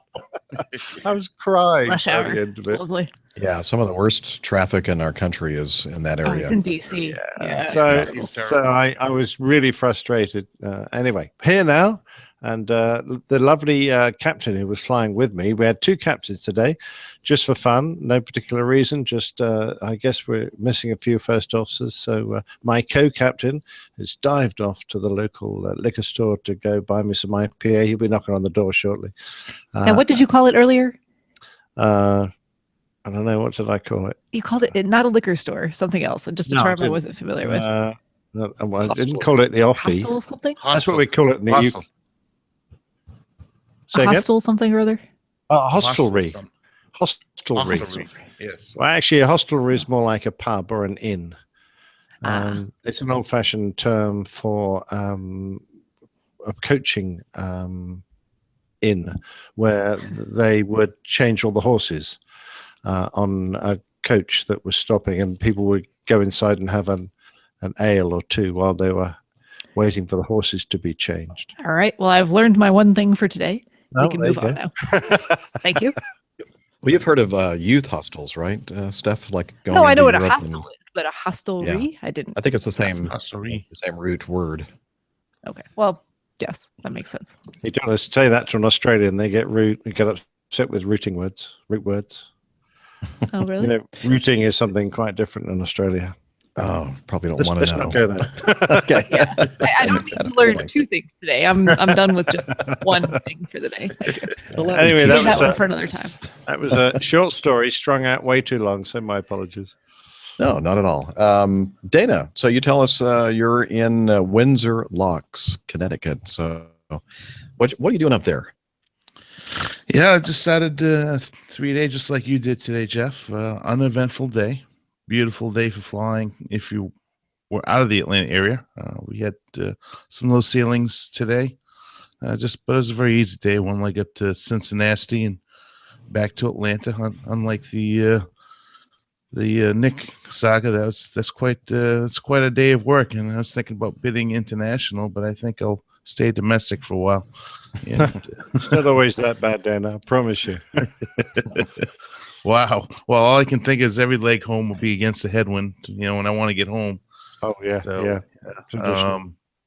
But uneventful. Really cold here in the Windsor Locks area, but a really clear night. So of course, gonna get some extra cooling for that. So I fully expect my walk around tomorrow morning at 4:40 in the morning. Whew. It'll be nice and balmy, probably in the -0 to -5 range, and then finish up on Thursday afternoon. And uneventful, hopefully an uneventful trip home for Christmas. So You have the de-icing to look forward to tomorrow morning. yeah, but they're good up here about that. I mean, Yeah, it's they all are. like, it will probably be, as long as there's no active precipitation, which I don't think there will be, they'll probably have the aircraft already de-iced before we even get there. is my You're right. Here. They're really good up there at Bradley International. You know what Yeah. I just thought of? What? Go what? Dana, when you start out flying domestically in the United States for a major carrier that operates up where you are, and we had the paper plates before the electronic flight bags. Yes. It was always so much fun to watch the brand new co-pilot try to figure out how to find the approach plates and airport diagram and other related charts for the Bradley International Airport, which on the computer screens it says Windsor Hartford. Locks. Yeah. Yeah. Yes. So It's it says W- Hartford, Connecticut. Yeah, and so that's where you have to look. You have to look at the last volume of charts and look under W for Windsor Locks. Windsor Locks. Yep. Always right It's a after unique West one. Palm Beach, which was another one Yes. that was difficult to find because you're going to Palm Beach, right? No, you're going to W West Palm Beach. Anyway, so nowadays we just put in KBDL, and guess what? All this stuff shows up. So it's no fun anymore. No. Took You all have the to fun. a gazillion pages to the back to find. Yeah. Windsor Locks. I thought you were going someplace else with that. You know, when they're No, de-icing the where was I airplane. going? Then when they're de-icing the airplane, you end up with all the de-icing fluid all over your manuals and all the pages to each other. Yeah. I've ruined one control unit for my expensive Bose headset up in Syracuse many years ago. The airplane that we fly, the Mad Dog, has terribly leaky windows. So when they de-ice us, all that de-icing fluid, if they really put a strong stream of fluid on the cockpit windows, it just comes streaming in. And okay, now Nick, go ahead with your jokes. I'm setting you up, man. Okay. Throwing a softball. Okay, to you. so when it's raining, I guess that leaks too if it's out in Yes. the rain. Until it's pressurized, it does. Yes. And It does. Okay. in fact, my Okay. co-pilot today, he was somewhere a couple days ago, and then he had to be de-iced, Detroit, I think, and he had some glasses that were over there on the side, and he didn't realize it until about 2 hours later that some de-icing fluid had gotten in there and actually melted the plastic lens. Yeah, I didn't even that know that stuff's could really happen. healthy. It's not toxic. Terrible. Wow. Yeah. Oh, I think that's great. All right. That's So- enough, so enough about do our they- Mad Dog. Do they give you Well, Acme what's even worse- Southwesters? What's that? Sorry, do they give you Acme Southwesters for when you're taxiing out in a bit of a rain shower? So that, What's a sou'wester? a slicker? yeah, A raincoat? yeah, it's raincoat. it's I like don't something you'd wear if you're on a whaling ship. I in don't in think the Nick rain. is speaking English tonight. I'm confused as to what the I think- strange languages he's brought over from across the pond. I'm not familiar. It's to the wind that comes from the southwest and always Ah. bears wind and rain. A poncho, maybe? Well, yeah, it would be a big oil skin. Oh. Raincoat and hat. All right. How about a Poncho. brolly? I mean, would they give you a brolly? What? No, we'd use our umbrellas. Oh, okay. A brolly is much more fun. I'm going to give up with you man. lot. I've done my best to educate you. It's useless. Nick, we're learning slowly but surely. Just a little patience. Don't give up We'll on get us there. yet. I'll do my best. We're not completely lost. Hey. yet. So speaking of old England and the UK and all that, our Christmas extravaganza, and I'm not going to even attempt to try to use the official name of it, but several aviation podcasters got together last Thursday. I hope many of you listening had a chance to join us because we really had a hoot of a time. And Nick actually made the drive. What was it? 3.5 hour drive over to that part of Oh, yeah, up to Norfolk. England? It was definitely worth it, though. It was a bit of a pain, but it was so nice to meet Matt and Carlos again, and of course Alan Pip. That was just brilliant. So we enjoyed a really nice meal and a few beers. Did that show and then crashed. And next morning, Alan and I had a good old full English breakfast in the local cafe. And then, unfortunately, I had to head south again. But it was super. Really enjoyed that. And for those of you wondering, I don't think it's actually been published yet. The Christmas Oh, okay. extravaganza multi-podcast, whatever it Thing. was that we drunken Yes. foolishness. Debauchery. Debauchery, yes. I think Matt is still editing, and he may be for quite some time. Was I'm he not sure. trying to take out all the red words? He'll never do it. Well, I don't think even know Pip why he actually gave us bothers. the green light. He said mild adult Yeah. language was okay. So there shouldn't be too much to take out. But just yeah, do what we do. once Matt. Matt gets, Just put it up there in the raw. that's right. I don't want to see Captain Al up there in the Raw. Thank you. Oh very no, much. that's not what I meant. Oh, please. Did that happen? Oh That's my what I god. thought of immediately. Oh my god. But once that is actually polished and finished and published, I'm sure there will be links to it from all of our websites and Twitter accounts and whatnot. So don't worry, it should be out, I would hope, maybe by Christmas. Yeah, it is a Christmas show, so yeah, definitely. I hope So by Christmas. Micah put, he says, not posted yet. Matt is editing out all the things in poor taste. And I'm thinking, well, I think the whole show was in nothing poor going to taste. be left. It won't take much time at all to listen to the edited version. Be Okay. about 30 Well, seconds. That was a lot of fun. I just wanted to mention that. So I guess when we see that it's actually been published, we'll talk about it, let you know, and then we'll have a link for that. Oh, could I make one final mention, Jeff? Please. Yes. George Nolly so kindly sent me a T-shirt from his podcast. You know, he had me on there a little while ago. And he sent me a super T-shirt, and I promised to wear it tonight on the show. And of course, I haven't even taken the tie off yet, having just walked into my hotel room, so I couldn't get it on. So, but thank you very much, George, for the T-shirt. I shall wear it on another show, but I promise you it will be worn. Well, talking about a very cool transition, I was going to talk about George as well. Oh, really? Again, yeah, his Ready for Takeoff podcast. She's really good. Yeah. It's almost like we planned it this way, but we didn't. Yeah, George interviewed me last Friday, and he said the show will be out in sometime in January 9th, January 10th, whatever. So I'll remind everybody at that time as well. But you know what? If you've been listening to this show and you already know my story, it's just going to be old news, rehashing the same old story about how I got into aviation and stuff like that. So, you know, if you want a good snore, listen to that episode. But George is a great guy. He's a great interviewer, and look forward to hearing more of his great shows.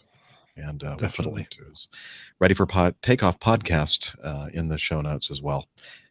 And let's see, anything else you guys want to? Oh, the campaigns for the T-shirts, hoodies, and coffee mugs ran out, but I just earlier today I was able to relaunch all of them. So I know that if you're looking for something like that for a Christmas gift, I don't think it's going to be in time for Christmas. But yeah, but it's the thought that counts. So don't let that bother you at all. People don't mind getting things a week or two late. It's like I said, the thought that counts. Yeah, well, if you're looking at ordering something that has the beautiful Acme logo on it, head over to the airlinepilotguy.com/ I think store, but anyway, it's on one of the menu items there, and then it'll take you to the Teespring site, and then you can have a look. We have coffee mugs, T-shirts, hoodies, that kind of thing. All right. Definitely. Oh, just one final thing. Sorry to keep popping these things in, that's right. Jeff, but tomorrow I'm going to see one of our listeners, Ed Kaczynski. I hope I pronounced that right. Who is very kindly invited us to go and have a look around Capitol Hill. Yeah. So this is where Ed works. He works in the press office there. And he put the invitation out to all of us. Unfortunately, I'm the only one so far who's been able to take it up. And I just wanted to thank Ed very much indeed in advance for having a look around tomorrow. I'm taking some of my crew along. So a couple of the girls, my co-captain, and one of the boys from down the back, we're going to cross and have a look around. I'm really looking forward to that. And I will make a little recording for the Patreons, and I will try and get Ed to say a few words for our next show. So hopefully I'll have a little bit of that perhaps to outstanding. Excellent. Yeah. And very nice of him to invite us all to do that. So absolutely. So I'll let you know if it's worth doing, and then you can cover it. I'm sure it'll be fantastic. Yes. I'm really looking forward to it. Yeah. Okay, awesome. All right. Without further ado, it's time for the Coffee Fund. Johnny, how much more coffee? No thanks. I love coffee. I love tea. I love the Java Jive, and it loves me. Too low. Coffee and tea, and the Java and me. A cup, a cup, a cup, a cup, a cup. All right, the Coffee Fund is your way to support the show financially if you have the resources to do so. And if you want to learn about what we use the monies in the Coffee Fund for, I'll give you a hint.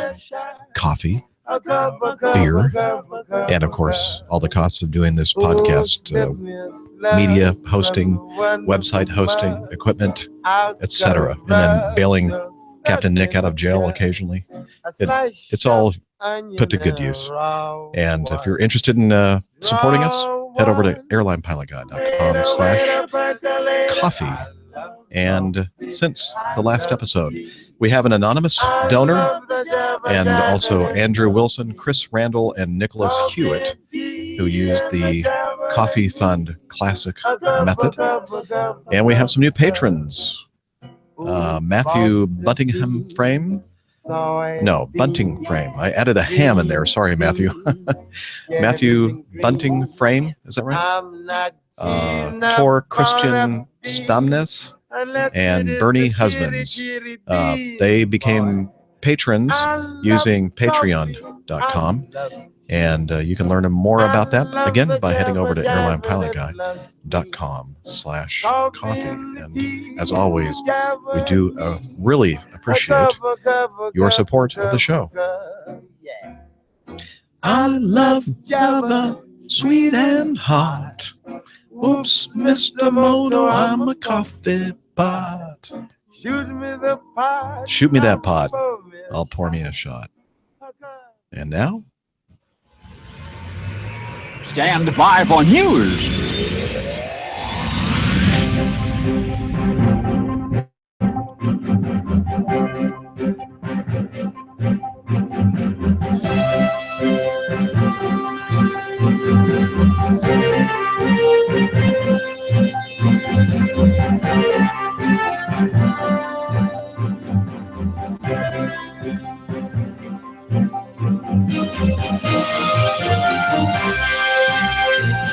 All right, back in May, Egypt Air Flight 804 crashed in the Mediterranean, and they've been taking their time doing the investigation, trying to determine exactly what happened. And what they knew was that it sounds like there was some kind of a fire going on, and they weren't sure exactly how it happened. And the latest that we have here is that traces of explosive material were found on the remains of the victims of the Egypt Air 804 crash.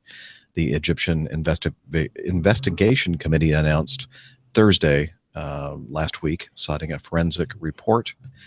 And again, the crash occurred in the Mediterranean Sea on May 19th, killing 66 people. So that seems to point to some kind of a device, like a bomb, that exploded and caused the whole and resultant crash.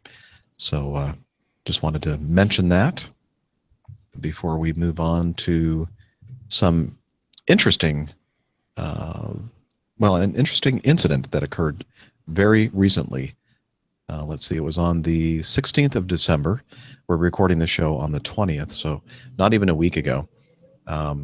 This, according to the Aviation Herald website, Ava 777-300, Los Angeles, California, departing for Taiwan, was climbing out and was instructed to climb to 7,000 feet on a heading of 090. The aircraft was subsequently instructed to climb to, oh, wait a minute, that's a redundancy here. I think initially it was 5,000 feet and then instructed to climb to 7,000 feet and turn left, heading 180.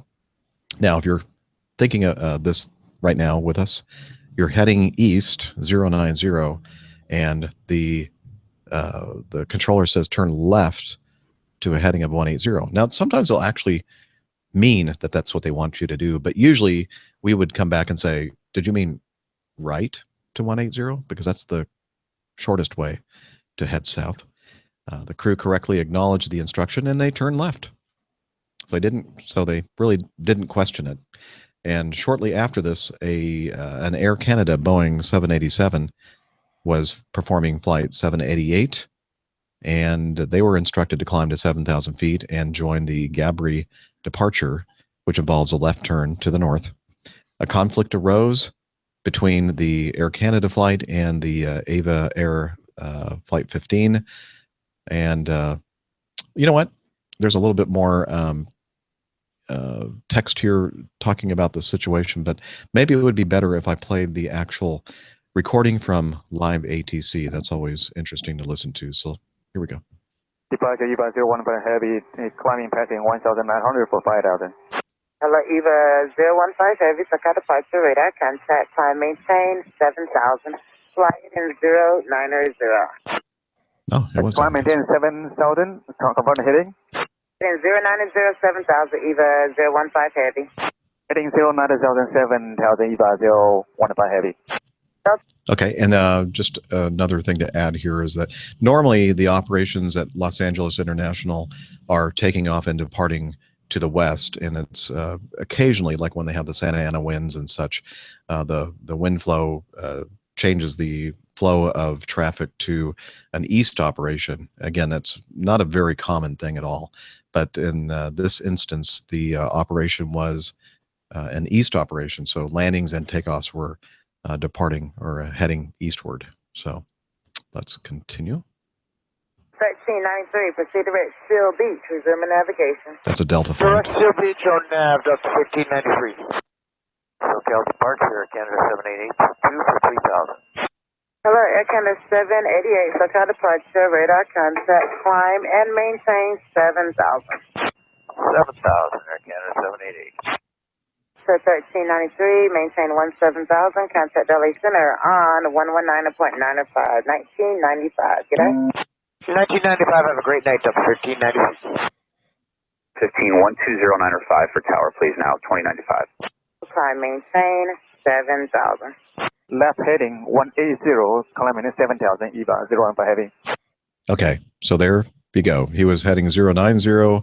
She just instructed him to turn left to a heading of, actually we didn't hear her say left because it was kind of stepped on by another frequency, because this live ATC is a scanner thing that actually our communications are much more clear to us when we're up there flying.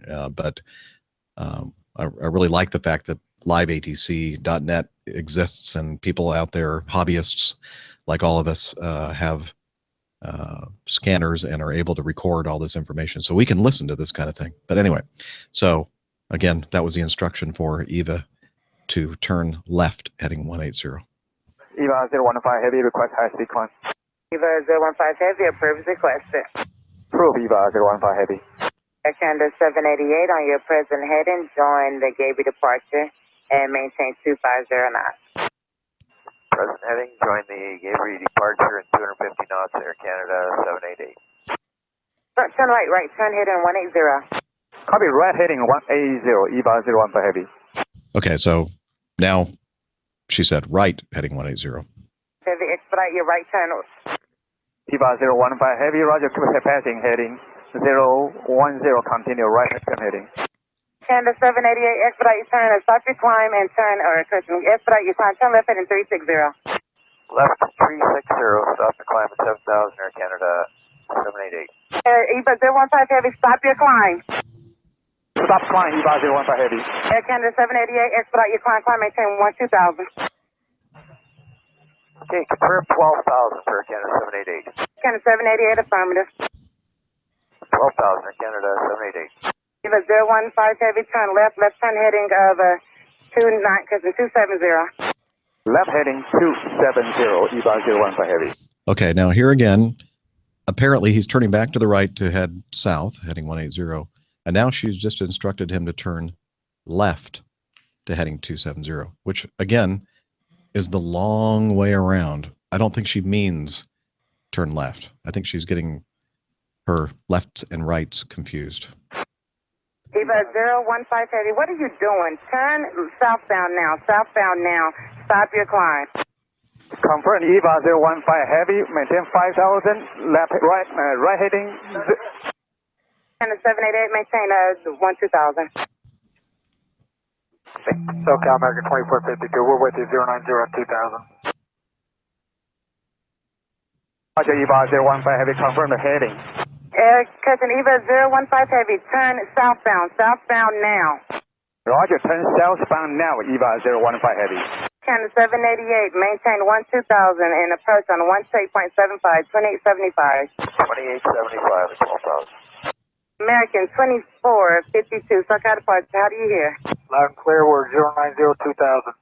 American 2452, Roger, turn right turn heading of 180. Right to 180, American 2452. Eva 015 Heavy, climb maintain 5,000, and are you southbound now? I see you going northbound. Climb maintain 6,000. 6,000, maintain 5,000, Eva 015 Heavy. Eva 015 Heavy, climb maintain 7,000. Climb maintain 7,000, Eva 015 Heavy. Eva 015 Heavy, I see you going southbound. Turn south, because I see you going northbound. Turn south now. Climb maintain 7,000. Say 0, Custom Company 881, SoCal Departure. Radar contact, climb maintain 7,000. That's it. Climb maintain 7,000, Cafe 881.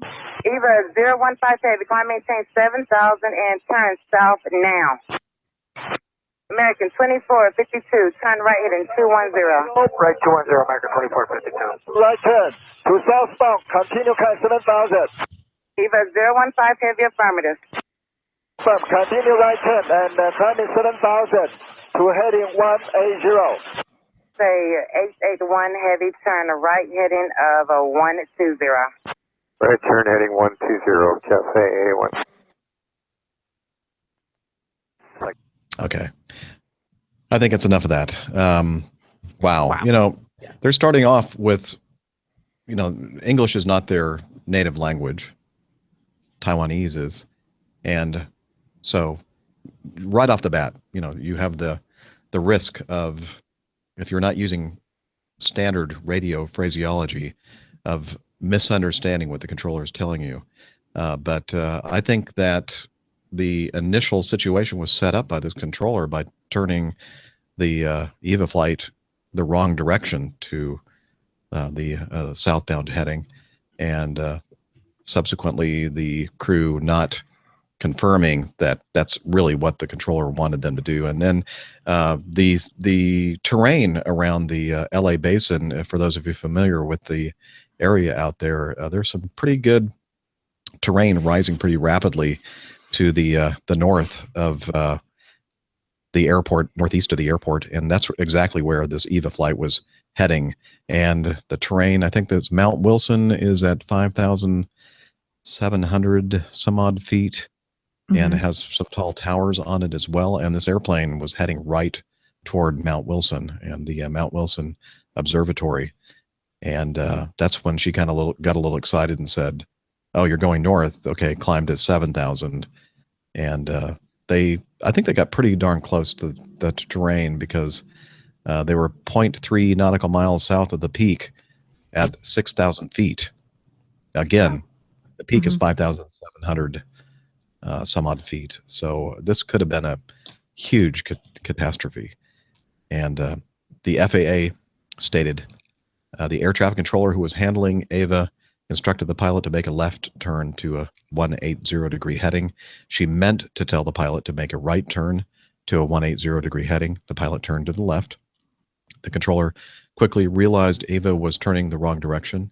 She took immediate action to keep AVA safely separated from an Air Canada jet that had departed LAX off the North Runway complex. Those planes remained the required distance from each other. The controller then turned her attention to getting AVA to turn south. The controller issued the AVA pilot a series of instructions to get him to turn south. The controller wanted to make sure that the EVA aircraft was safely above or away from nearby terrain. FAA regulations require aircraft to be at least 3 miles away laterally or 2,000 feet vertically above obstacles such as mountains. And the FAA has opened an investigation into this occurrence. So, wow.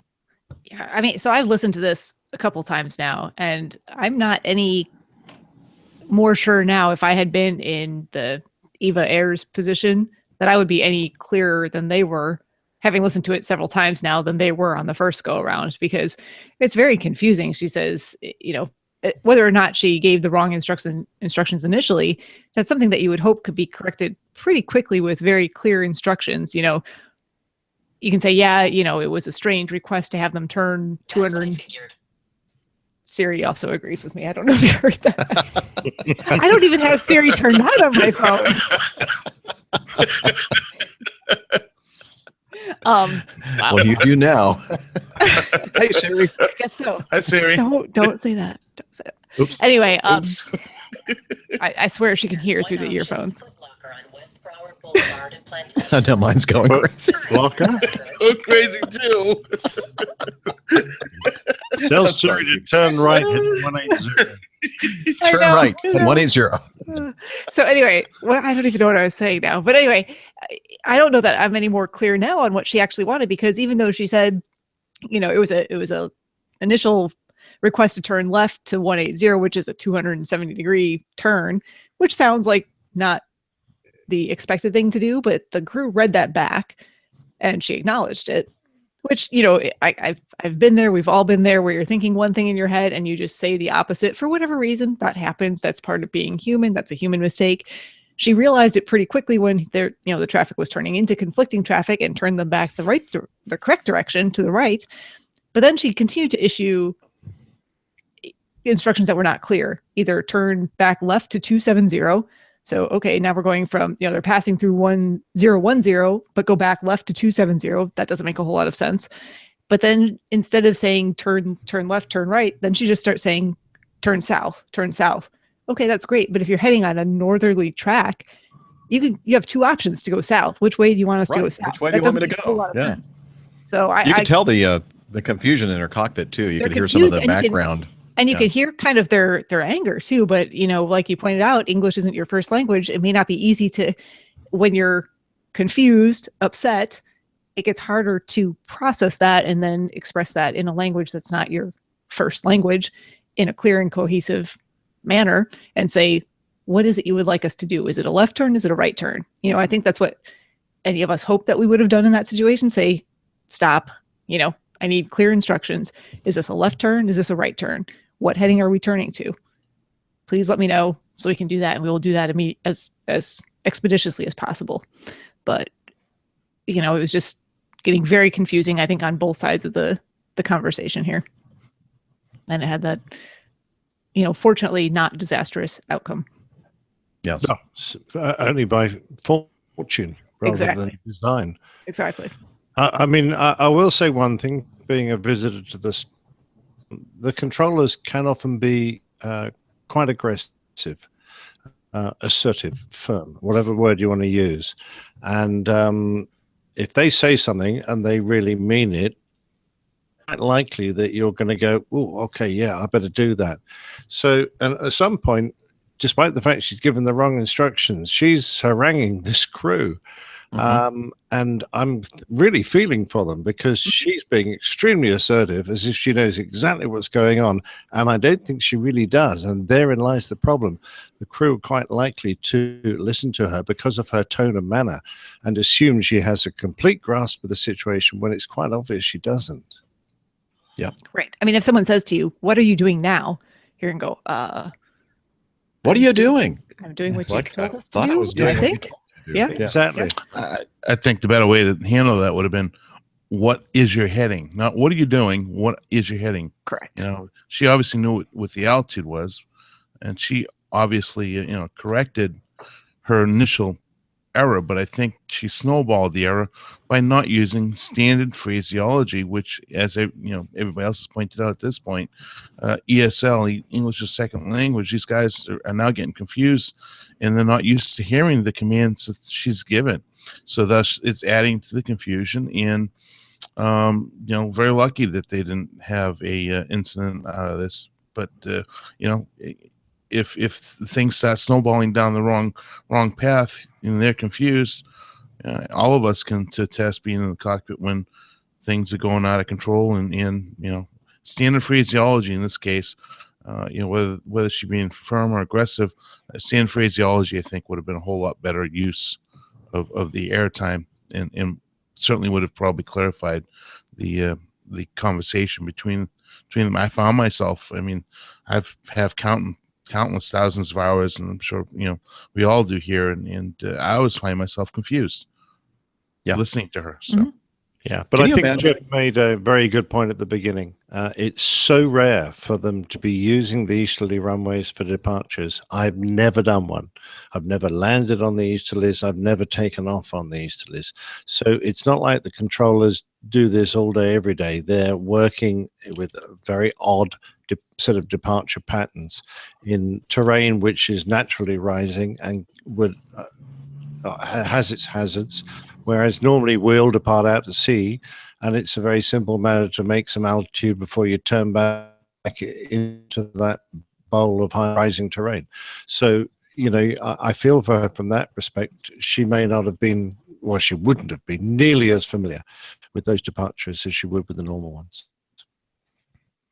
Yeah, exactly. Can you imagine if Chinese or Taiwanese was the official language of aviation, and we had to learn not only how to fly, but also how to understand that language, and then you had somebody of that language starting to yell at us and using non-standard phraseology? I mean, I'd probably just give up and just let the airplane crash. Just forget it. Throw my hands up in the air. I don't know. I give. Well, you have any idea whether she's saying no? To be fair, when you fly in those countries, the one thing you can be absolutely certain is they will only use standard phraseology because they learn it almost by rote. So it's almost fantastic being there because you know exactly what they're going to say, and there's no messing about. What they do if they have to make it up as they go along, I'm not sure. That's where the problem might come. Hey, Scott in the chat room mentions that this great YouTube channel that I do highly recommend everybody subscribe to, VASA or VAS Aviation. That's VASAVIATION. Link in the show notes. They do a wonderful job of including the live ATC audio and then matching it up with video and charts and subtitles and everything else, and it's always really interesting to see the situation played out in this way. So check that out. Thank you, Scott. He's already got this episode or this incident up as an episode on his channel. So thank you for mentioning that, Scott. We'll put that in the show notes. Wow. Yeah, that's just I mean, there's so many so many things that could have gone I think incidents like these are good ones for all of us to learn from, because we're all going to be in a situation that's high stress like this at some point in time, where either you're not as familiar with the procedure because it's not one that's used commonly, even if it's at an airport that you're familiar with, or you're in a place where, communications aren't as clear because there's a language barrier. And I think that's always a good time where, you can use that phrase, fast is slow, or slow is fast. So fast is slow, whatever it is. But you basically want to just step back, take your time, take a second, process, get clarifying information where you need it, not get excited, not become, overly emotional about the situation if you can help it. Make sure that you get that clear communication and that everyone's on the same page. So it's easy to see that when you're not the one in that situation, but looking at situations like this, that's always a good reminder of how you may want to handle those situations. So very good point. All right. Well, that's all we had in the news folder, so we could get straight on to the feedback for our Christmas show. And with that, let's go ahead and play the feedback stinger.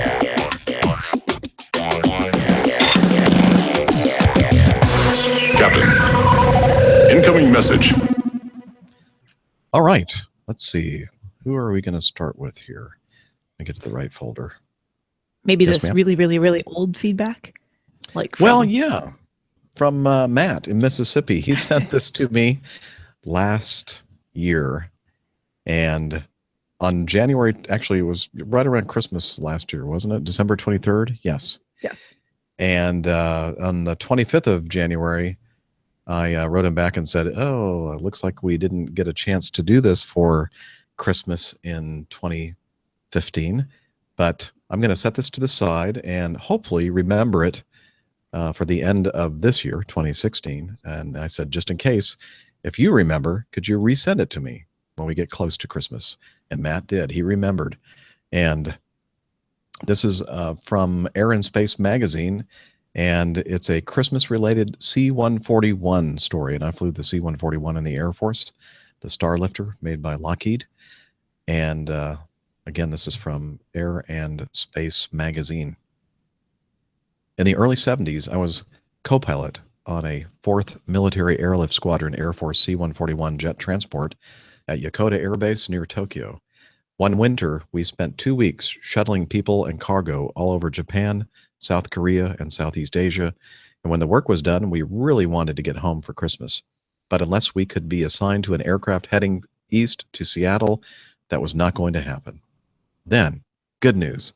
The day before Christmas, a mission was going east to Norton Air Force Base in San Bernardino, California, which, by the way, side note, is very close to the area that the incident that we just talked about occurred. San Bernardino is right up against those foothills of those mountains that Eva almost crashed into. Anyway, getting back to the story. It was leaving at 10 p.m., so we'd miss Christmas Eve, but by crossing the international date line, we would be home on Christmas Day to deliver the goodies we had brought from Japan if we could hitch a ride from Norton Air Force Base to Seattle. As we headed for the airplane, we passed through an empty terminal when we spotted a 7-foot, fully decorated live Christmas tree. Wouldn't that look great in the cargo bay, I thought. We could linger at the tree with our coffee and look forward to playing Santa Claus. While the loadmaster made final checks of cargo placement, I found a spot for the tree with its garlands of fake holly and strands of gold and silver balls. While refueling at Elmendorf Air Force Base in Anchorage, that's Anchorage, Alaska, we went through U.S. Customs and Immigration, where officials checked our passports and sent us on our way. The cargo got a permit to proceed. It could legally be flown to another point where it would be inspected by a customs agent.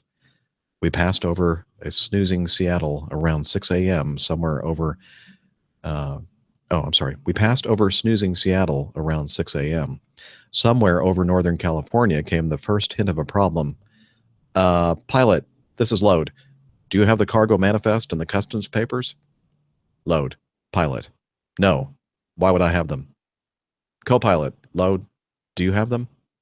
Load. Co-pilot. You have them somewhere back there. I've looked everywhere. Landing with the paperwork without paperwork could be a serious matter. We could be accused of smuggling, bringing in cargo with no proof of having passed it through customs. Finally, we figured that we must have left the paperwork somewhere at Elmendorf Air Force Base. We made a call, and sure enough, the papers were on a clipboard on a counter. We compromised with the agencies involved. We can continue to San Bernardino, where we would be met by all concerned and allowed to leave because we had cleared customs in Alaska. The aircraft would be impounded with cargo on board awaiting the paperwork. Agriculture would make a new inspection. And we learned there was a flight north that would wait for us for an hour. The mountains northeast of Los Angeles came into view. The air was bumpy, as it often was coming across the foothills, and it was not unusual for one of the two passenger doors to get bumped out of its fully locked position. So when the door open light went on, we weren't too surprised. Load, pilot, can you check doors, please? I'm on it. And after a minute, how's that? Lights off. Thanks. Gear down, cleared to land, back on the ground. Taxiing in, however, brought an unpleasant realization. We had to undergo another agriculture inspection, and they were serious about not bringing foreign plants into California. And here we are with a live Christmas tree. By the time we explained and had the airplane fumigated and who knows what else, our ride north would be long gone. As we discussed the situation, the loadmaster chimed in. Pilot, Load, I wouldn't worry too much about the Christmas tree. Remember that door open light 10 minutes ago? Somewhere on the West Coast, a woman in her mid-30s is telling her daughter, yes, there is a Santa Claus. I remember the Christmas day when I was a little girl in California and we didn't have a tree. And then, out of the sky, a fully decorated Christmas tree landed in the yard. It could only have come from Santa. There you go. I love it. Now, the passenger doors he was talking about there were the actual doors in the back of the airplane where the ramp kind of comes down, and that's where in a C-141 where all the paratroopers would jump out and we'd push off pallets of cargo and that kind of thing, for that had parachutes on them, that sort of thing. That seems a typical Air Force way of solving a problem. Exactly. To hell with the bloke driving you home who ends up with a Christmas tree planted through his windshield. Yeah. I was just supposed to play devil's advocate on that one. What happens if it lands on somebody's head? I mean, really? Well, I'm thinking there's a good chance that this might be a little exaggerated, maybe. No, really, or Jeff? made up way. completely. It's not possible. It's very good, though. Very good. Yeah. So thanks, Matt. We finally got it done. Worth waiting for, too. Yeah. Let's see. Larry in Tulsa, Oklahoma, sent us his Christmas wish list. He says, I want one of these. Looks like a Boeing to me. And the picture that he included and the article accompanying it, I want a jet engine ceiling fan hanging in my bedroom. So there's this picture of I guess it's the fan assembly for a jet engine is hanging from the ceiling like a ceiling fan. That's pretty cool. It does look cool, but come on, Larry. Cool. Boeing don't actually make jet engines, to my knowledge. You've got to go to Rolls-Royce or General Electric, but that still looks pretty cool. Yeah. Yeah. All right. Actually looks like a CFM to me. Does it? Yeah, could do. The ones I is this the ceiling fan? Yeah. Sorry, I stepped away for a moment. I'm back. The ones I used to like were we spent a while. We used to call it a squadron exchange. So a fighter squadron would half its aircraft and crew would go to spend some time with another foreign squadron, just to kind of mix in and learn how they operated, etc. We went to a German Luftwaffe Phantom squadron in Eggebek near. Great bunch of guys, patters, and they all sported these dreadful Mexican moustaches and all shouted "Viva Zapata!" Story attached to that: why Germans would be shouting "Viva Zapata." It's because they were once having an evaluation for their war readiness, and they did what was fondly called a survival scramble. And what would happen is if a minute warning went and they were told that nuclear intercontinental ballistic missiles were inbound to impact near your airfield, you used to launch everything and get it airborne because it was safer than leaving it on the ground, getting it blown up. So they used to activate a survival scramble. And what happened was there were some American observers watching this, and there was one German squadron at one end of the runway and another German squadron at the other end of the runway. But instead of all taking off in the same direction, they both just went for their end of the runway and started taking off towards each other. And this observer just put his head on his forehead and said, "Oh my God, it's just like the Mexican Air Force." And after that, this German squadron said, "It's very good, yeah." And so they applied to the Mexican government for a name to call themselves, and they said, "All our person is the leader of the revolution, Zapata." So they would be honored if they called their squadron the Zapatas, and they did it ever since. But anyway, I'm losing the thread of the story, but it's all about their crew room, and they had the flame cans from the engines of their old F-104s long gone. They now have Phantoms, and these flame cans made the most fabulous light shades, and they were all around their bar. And when you went in, well, they're wacky because they're like kind of a hanging down upside down tulip shape with all these where the flame was supposed to spew out in the engine, and they just made superb things to hang up. So that made me think of it. Sorry for boring you for like 10 minutes. No, I can just imagine some of those hanging down in that beautiful fan, ceiling fan. Oh, that'd be the perfect AvGeek man cave. It would, absolutely. Yes. Absolutely perfect.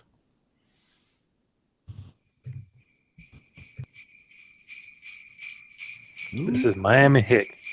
Got a little Christmas poem for everyone. 'Twas the night before Christmas, when all through the tower not a plane was stirring, not using much power. The tickets were punched by the gate with care, in hopes that a mad dog would soon be there. 2 controllers were nestled all snug in their chairs, with visions of overtime dancing in the air. With the supervisor in his tie and I in my seat, I sat for a second to rest my tired feet. When out on the tarmac arose such a clatter, I sprang from my chair to see what was the matter. Over to the window I flew like a flash. I ripped my pants and dropped all my cash. The moon on the breast of the new fallen snow gave the luster of midday to the objects below. When what I was about to notate in my log appeared Captain Jeff and 8 tiny mad dogs. With the little old driver so lively and quick, I thought for a moment that it was Captain Nick. More rapid than eagles his courses they came, as he whistled and shouted and called them my name. Now Delta, now Southwest, now American and United. On Virgin, on Atlas, we all can't be divided. To the top of the gates, to the top of the tower. Dash away, dash away, dash away with full power. As dry leaves that before the wild hurricanes fly, when they met an obstacle, mount to the sky. So up to 120 the courses they flew, with wings full of fuel, and some passengers too. And then a twinkling, I heard from my seat the sound of a jet that just can't be beat. As I drew in my head, I heard a sound. It was Captain Rick. He'd just gone around. A bundle of toys he had in the back. I said, copy that, cutting him some slack. A wink of his eye and a twist of the throttle. I took a sip from my tiny water bottle. I thought to myself, who else might come through? But look, it's Dr. Steph in a Cessna 172. When I heard a crackle come over the mic, Merry Christmas to all, and to all a good flight. Miami Hick, over and out. That's Miami fantastic. I love it. Well done, So mate. good. Good job. Thanks, Miami Hick. Always enjoy your stuff, your bits. Yes. That just sounded I wrong. like all Sorry. these little, all these little mad dogs pulling the sleigh. That's a great idea. I like that. That's kind of cool. I figured you might. Yeah. How many would you need to get the sleigh off the ground?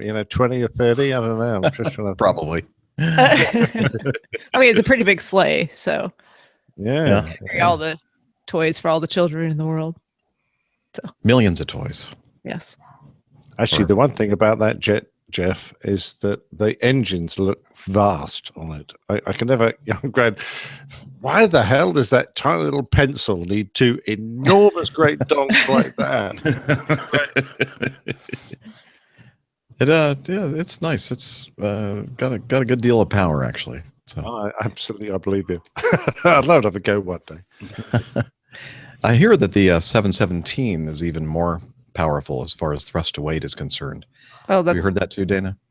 Yes, I have. It's more powerful, but it still doesn't have a good wing on it, so it's kind of limited in its altitude capabilities. Yeah. Steph? Oh, well, that it's not pressurized, is it? Yes, it's I was gonna say it's smaller, Sure. right? That's why it's the angry puppy as opposed to the mad dog. The cool thing is that the windows, you can roll them down, and get some air. Like just the crank on the side. Yeah. Yes. I love it. Well, the 717 has power windows now. Oh, Oh, that's why it's so Ooh, nice. Yes. Upgrades. Exactly. Oh, wow. Upgrades. How fancy. I mean, heated seriously, seats Jeff. too, probably, right? Well, On heated that jet, seats do you and get those massaging little- seats. Do you get those little quarter light windows that you used to get on kind of old fashioned cars? Do you have those? Oh, I miss those windows. Those Yeah, little, they were right in the front. They're like little triangular ones. Yeah. And you could just let breeze in. Yeah. Yeah, I love those things. Of course, Steph and Dana are probably going, well, what are they talking about? Quarter light? Yeah. Quarter back, I I don't know. know. What's a quarter light? I don't know. No idea. Really? Yeah, Yeah, we're you could actually push these things and angle them in and catch the wind and blow it right in. Oh, it's nice. Oh yeah, I know what you're talking about. Like a little air scoop. Yeah, no, Yeah. Yeah, a little air scoop. Yeah, sure. Yeah, exactly. Yeah, we had those on the Piper Warrior. You Yes. stick your hand out the window and you cup it like this. it's manual, but Oh, okay. Same directional concept. control is good, you know. Yeah. When you did that, did it actually like turn the airplane? Sometimes. Sometimes. I've got to say a wonderful word of thanks. I've got to say a wonderful word of thanks for my to my co-captain. I thought I heard a little noise, and he's been out and bought me some Rebel IPA. Excellent. I am oiled, well oiled. Well, you're getting there anyway. Yeah, doing my best. You're 2 beers behind me, and I'm about to go for my third. So, well, this is 6.5, so it won't take a lot of catching up. Mine's 6.2. Oh, Steph, you're just the devil, aren't you? And mine's 0.0. Yeah, 0.0 right here with some lemon in it. You guys are way behind. Yeah, way behind. It is Christmas, Steph, so yeah, let loose. That's right. I will catch up Christmas Eve, I can assure you. Okay. I'm sure you will, Dana. Yes. Oh, yeah. Okay. This was sent in by Adam, and it's from the website that the chat room has talked about a little bit tonight, ATC Memes. That's a YouTube channel, actually, ATC Memes. And it has something to do with Christmas. Let's take a listen.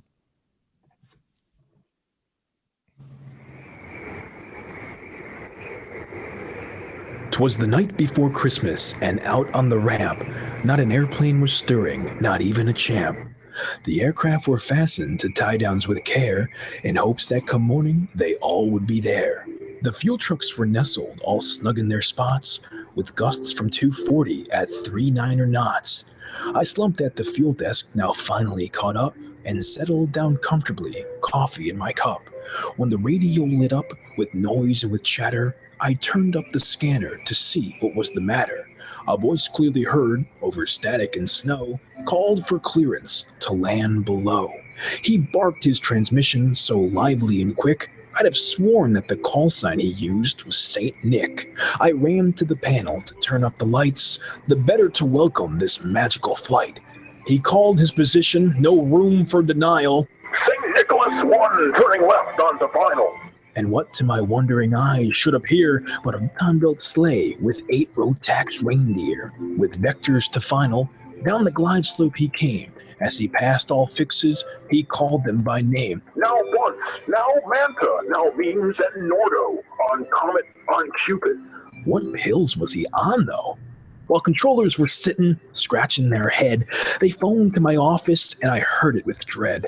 The message they left was both urgent and dour. When Santa pulls in, have him please call the tower. He landed like silk, with the sled runner sparking. Then I heard, left on Charlie, and taxi to park. He slowed to a taxi, turned off 3-0, and stopped on the ramp with a ho-ho-ho. He stepped out the sleigh, but before he could talk, I ran out to meet him with my best set of chalks. His red helmet and goggles were covered with frost, and his beard was all blackened from reindeer exhaust. His breath smelled like peppermint, gone slightly stale, and he puffed on a pipe, but he never inhaled. His cheeks were all rosy and jiggled like jelly. His books were as black as a crop duster's belly. He was chubby and plump in his suit of bright red, and he asked me to fill it with 100 low lead. He came dashing in from the snow-covered pump.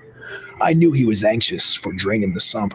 I spoke not a word, but went straight to my work, and I filled up the sleigh, but I spilled like a jerk. He came out of the restroom and sighed in relief. Then he picked up the phone for a flight service brief. And I thought, as he silently wrote in his log, these reindeer could land in an 8-mile fog. He completed his pre-flight from the front to the rear, and he put on his headset, and I heard him yell, "Clear!" And laying a finger on his push to talk, he called up the tower for clearance and squawk. Take taxiway Charlie, the southbound direction, turn right 320 at pilot's discretion. He sped down the runway, the best of the best. Your traffic's a Grumman inbound from the west. Then I heard him proclaim, as he climbed through the night, Merry Christmas to all! I have traffic in sight! And again, that was from ATC Memes. And Adam sent that in. Thank you, Adam. And it was another take on the night before Christmas. I love it.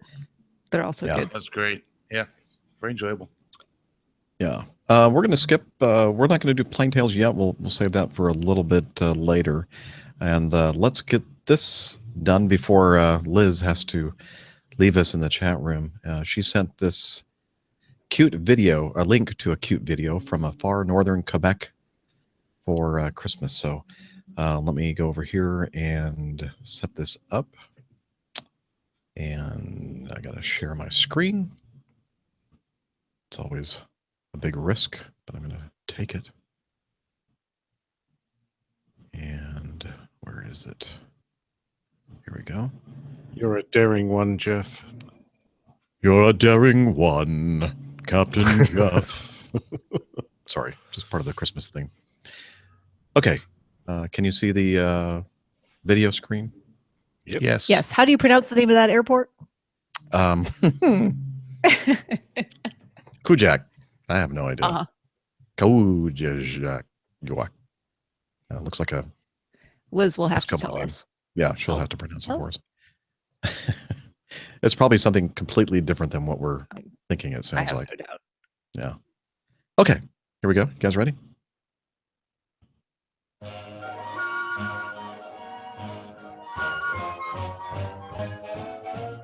Here comes Santa Claus, here comes Santa Claus, right down Santa Claus Lane. Vixen and Blitzen and all his reindeer. Radio, this is Santa 1 on 122.3. Santa 1, Kujak Radio. Good evening, sir. Hello again, Sean. Santa 1 is a turbo reindeer powered sleigh. Estimating Kujak in 2 minutes. I'm currently at 10,000 feet and 100 miles north of Kujak and bound for runway 25. Santa 1, Roger, runway 25. Wind 340 at 18, gusting 26. Altimeter 3000. Altimeter 3, ho, ho, ho. I'm having some engine problems. If I do a flyby, can you take a look? Santa 1, Roger. If you'd like to do a low pass over runway 13, I can confirm visually. Kujak Radio, that sounds like an excellent plan. I'll fly by the tower right now.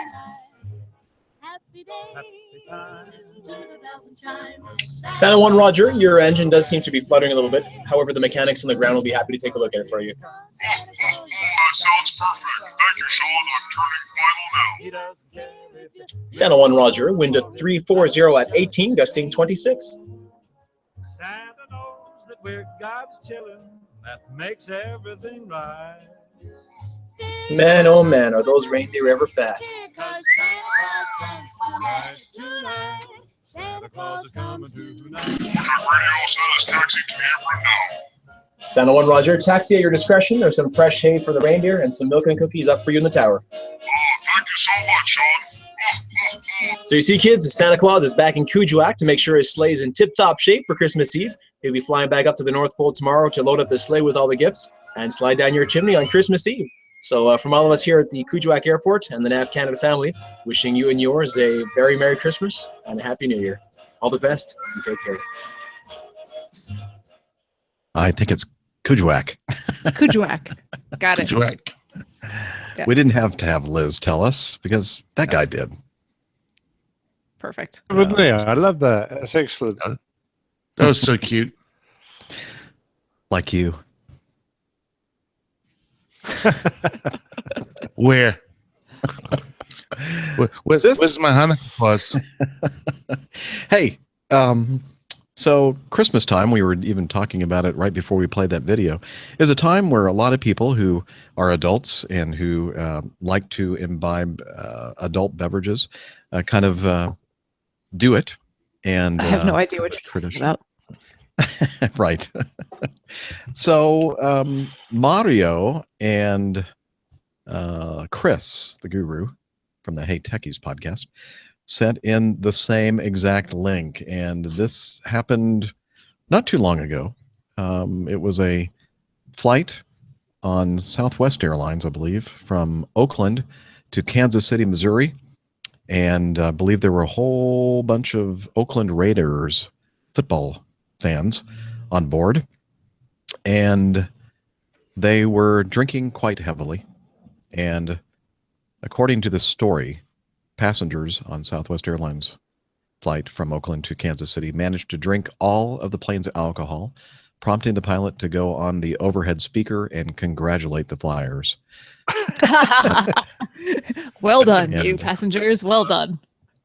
Bunch So- of alcoholics. Now, I'm thinking, I'm not so sure that it was actually the pilot that came on and made the announcement and congratulated them. And maybe it was. I have a feeling it was probably a male flight attendant, and people just kind of said, yeah, that was the pilot that came on. But whatever. It doesn't matter. It's the same effect here. So the question was from both Mario and Chris is, how much booze do you guys carry on airplanes? Now, of course, I would imagine it varies. Like, I'm sure that there is much more alcohol on the airplane that Captain Nick flies on these long haul flights than what we have on Dana and my Mad Dog. But I did ask our lead flight attendant today when we were going from New York to Palm Beach. I said, hey, I have a question for you. I'm sure she kind of looked at me really weird. It's like, why are you asking me how much booze there is on the airplane? Like, this has nothing to do with me right now flying this flight. It's just for hypothetical, if someone wanted to know. Well, I think what she was really thinking was that she knew that we were laying over in Palm Beach and that they were going to be laying over too. And I think she was thinking like, what, you want us to like set some aside so we can have like a party? Group party, group party. I said, no, that's not it at all. And I was trying to explain that somebody asked me this question, and I said, I have no idea. And she said, okay, we have 2 beverage carts that have like probably 20, 25 little minis, those little mini bottles of alcohol. And then she said that each cart has 6 beers, which doesn't seem like very much to me. How much? 6. And oh, I still didn't hear you for some reason. 6. 6? Well, yeah, but that's not even enough for Steph. No, I mean, look. So this is not Acme. So ignore it. This has to do with the airline that was just discussed. But I am taking one of their flights on Friday this week, and look at this. I've got 4 drink coupons. She's going to knock out Wow. the great percentage of the beers.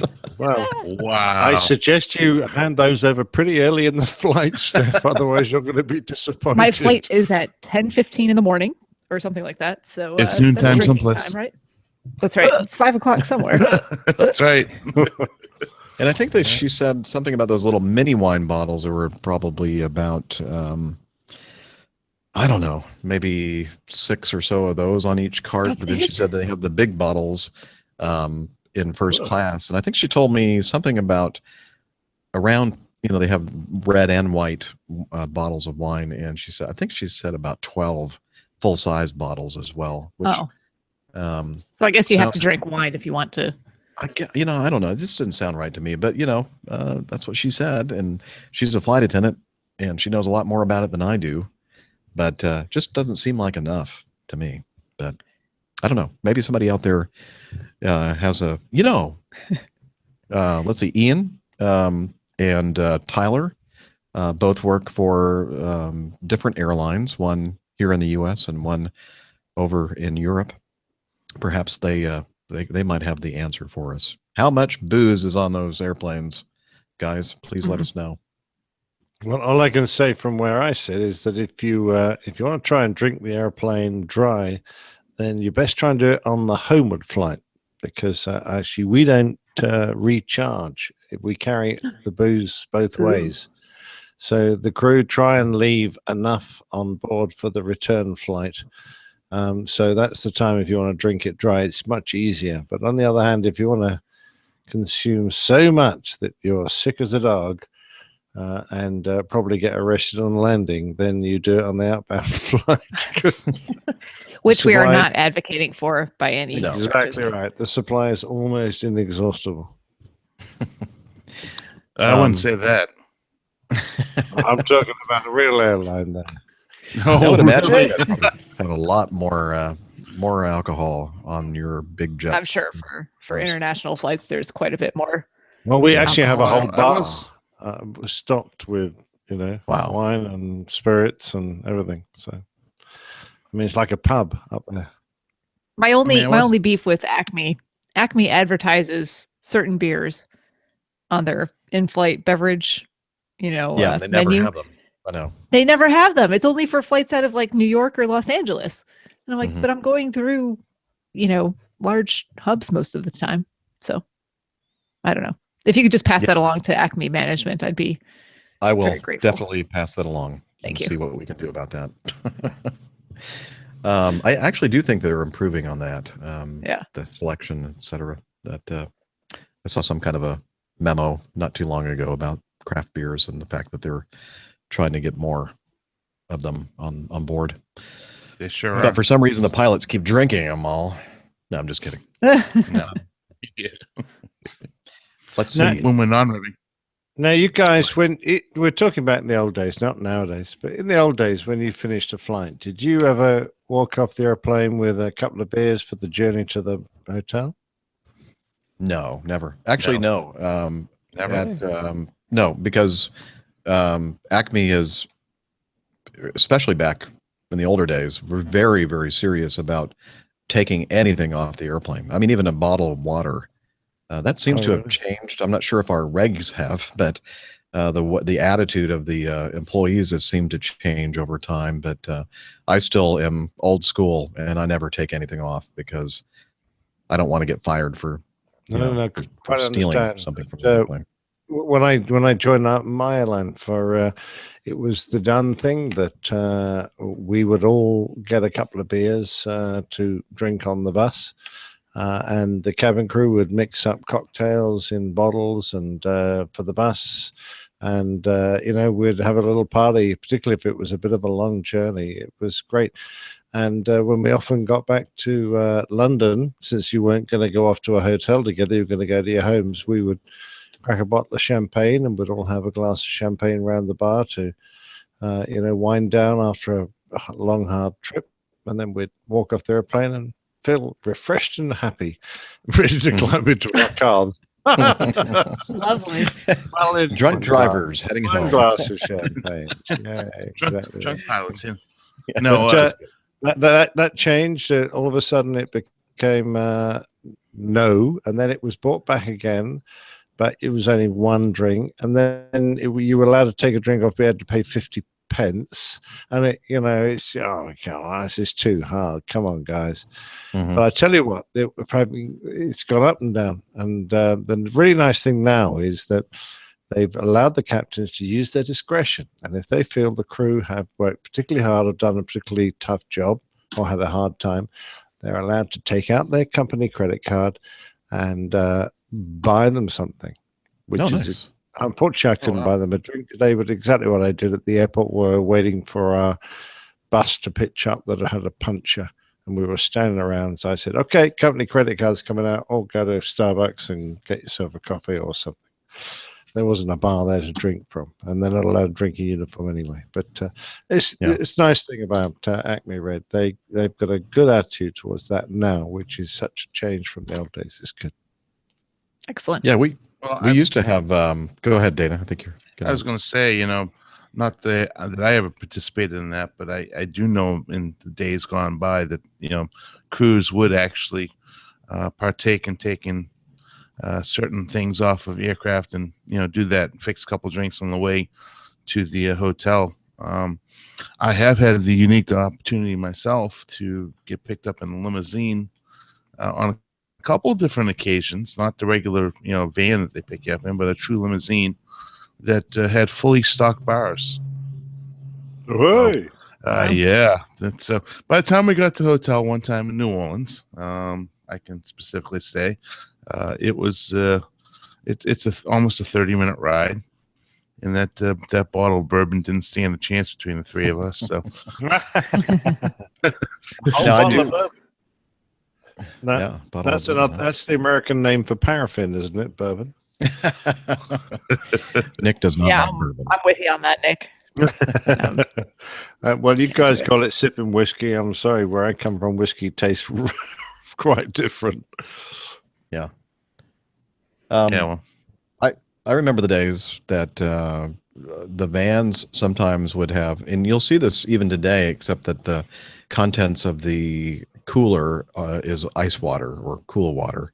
But a lot of the places that we used to go when I got hired, 28 years ago, they'd have a cooler in the van and it was full of beer. So, nice. Yeah, it was Well, nice. even, And then, go ahead. And even nowadays, you show up at certain overnights, and they'll hand you a couple of drink coupons for the hotel bar. Yeah, so that's pretty cool. Yeah, we used to have Nick. We used to have debriefs in like the captain's hotel room. I'm not sure exactly where the alcohol came from. That's all I can say. I don't really know. I honestly don't know where the alcohol came from, but it seems like there was an abundance of things to choose from. Well, I can tell you, I mean, it's a false economy for me to expect your employees to work hard and do things that are beyond the normal level of duty when they've done a particularly hard trip or they've really pulled the plug out and done an exceptional job. It's a false economy not to be allowed to reward them. And I think unexpected, and you suddenly flash the card and out come a few drinks for them, they really appreciate it. And the next time you need to call on them to make that extra effort, they're going to do it. They're going to be happy to do it. And that's the way to treat your employees, in my opinion. Humble as it. I agree.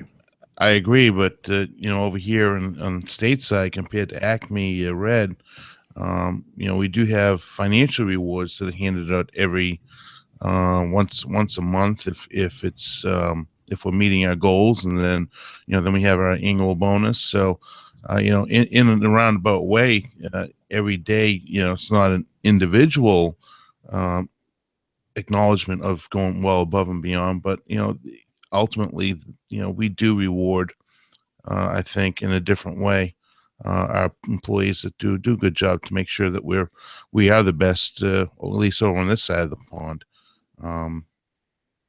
I must admit, I think we all saw that bonus that Acme got, and we were all just a wee bit on the jealous side. Very nice. Well done.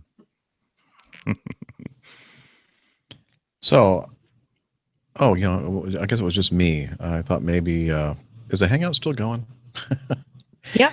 It's still being broadcast. Okay. Yes. Because I lost. You're in charge, Jeff. I lost my chat room. Yeah, I've lost my chat room as well. Where did that go? I still have mine. I don't It's know. still going strong as far as I can tell. I still have mine. Sandy just And it asked looks if like I fly. James just asked if I fly, would I fly? And Sandy answered for me. Okay. So Yeah, I see that now. I've just reopened it, and now guess what? That fancy-looking chat that we were bragging about earlier, now it has reverted back to the old look. Oh, maybe they pulled the plug on it. They said, nope, not so fast. We're not going to let you use that one anymore. Anyway, interesting. The other thing I was going to say is that here in the States, especially nowadays, very sensitive to the pilots and drinking issue. So, certainly, if I'm under 12 hours, I don't even touch a drink, and over 12 hours, I might have a couple. It's just not worth risking anything. So exactly. It's a very sensitive topic over here because so many people have gotten in trouble for showing up at the airport work after having a few too many. Mm-hmm. Even recently, I mean, just a couple months ago, a crew guy, I forget which one it was, but it's a different. I think it's a different mentality over here towards alcohol than it is over in Europe per se. Well, I don't know if it's different. It's just that I mean, we do have guys that get caught when they drinking irresponsibly and illegally, and actually we have got such a strict alcohol level in the UK, like it's 0, that if you're on a 12-hour layover, you can't. But most of our layovers are 24 or 48 hours, in which case you can afford to relax a bit on the bus. So that's the way All right. Yeah, Let's I've never move had that luxury. One day, then. I've never had a 48-hour overnight, ever. Yeah, well, jeez, man, you've never lived. I've worked 30 hours straight before. Does that count? Yes, No. Steph, it that's does. different. No? Okay. Oh, okay. Poor Steph. Dang. Hey, fortunately that changed too. So that's good. David Powell sent in this Merry Christmas to Jeff, Steph, Rick, Nick, Dana, and anyone, indeed everyone else. Please, can you explain what special NOTAMs you might see on Christmas Eve? I assume Santa notifies all the aviation centers of his intended flight plan and is equipped with TCAS? Best regards. Again, that's from David. So what do you think? Dana, do you ever see any special NOTAMs on Christmas Eve? No. I'm never flying on Christmas Eve, so I can't tell you. So for those of us, go ahead, Dana. Sorry.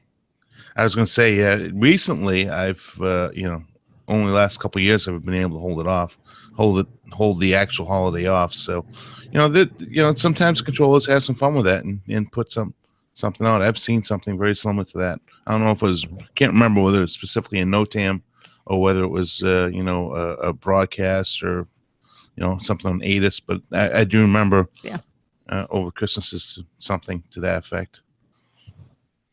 So and let me know if you can hear me okay, because I think the internet on my end is not great. Absolutely perfect, Steph. Okay. I hear you good. perfect, Steph. All right. So for the past couple of years on ForeFlight, which a lot of general aviation pilots use, can you guys still hear me? Because you're all like frozen in your screens. No, you're good. No. Oh, okay. We can hear you. Yeah. Right. Just making sure. So on ForeFlight, which is a program that a lot of general aviation pilots use for charts and weather and METARs and things, on Christmas Eve and Christmas Day, they actually have fun things built into the METARs. And I saved a couple from years past. And one of the METARs says, under weather, there's a special note that says, red reindeer nose use prohibited all taxiways. Another one says reindeer games in vicinity of airport. Jingle bell noise abatement procedure in effect. Caution, heavy Santa sleigh wake. And those are just a few of the fun ones that they put out. So I'm looking forward to see what they do this year, because they're always kind of fun and kind of silly. And yeah, Sam was good way to get in the Christmas spirit. For the same thing. ForeFlight has special METARs in their software for Christmas as well. That's cool. Nice. Yep, and that's what that was. I'm sorry to say, I suspect that the possibility of litigation has prevented that happening in my world. But I do remember in the Air Force, particularly when all our Met hand typed on teleprinters by the Met men and distributed around. It used to come out of a machine that was, you chatter away in the corner, and then you pull strips of paper off, and it would all be written there. They used to have some fun. They used to send all sorts of things, but and every now and again, just on an ordinary day, you'd be reading an actual, and it would have the normal report, and then at the end would be plagues of frogs or something like that. Great fun. Very fun. Well, speaking of fun, well, maybe not. This week's installment of the best part of the show, other than the feedback, of course, is Plain Tales, and this one's a Christmas Plain Tales. Christmas Angels. The Old Pilot's Plain Tales. The Christmas Angels. Julianne Cupkay was only 17. She had just finished high school, and in her graduation ball photo, she looks pretty and petite, with short blonde hair and a corsage pinned to her gown. She appears a little younger than her age, and her eyes have a bright alertness that might give a clue to her character. Nobody could possibly guess just how capable this young lady could be. The day after the ball was Christmas Eve, and Julianne was excited, not just because of the forthcoming celebrations, but because today she and her mother were flying from Lima in Peru to Pucallpa in the Amazonian rainforest to join her father. Julianne was no stranger to the Amazon. Her parents were both well-known zoologists who ran a research station in the jungle, studying the animals of the rainforest. Her mother, an ornithologist, and father, a biologist, were German expatriates, and Julianne had grown up in Peru hoping one day to follow their footsteps. They were a bit annoyed as they clambered aboard the Lancer Flight 508, as they had been delayed, waiting some 7 hours to get on board the Lockheed Electra turboprop. But most flights had been cancelled. At least they were on their way.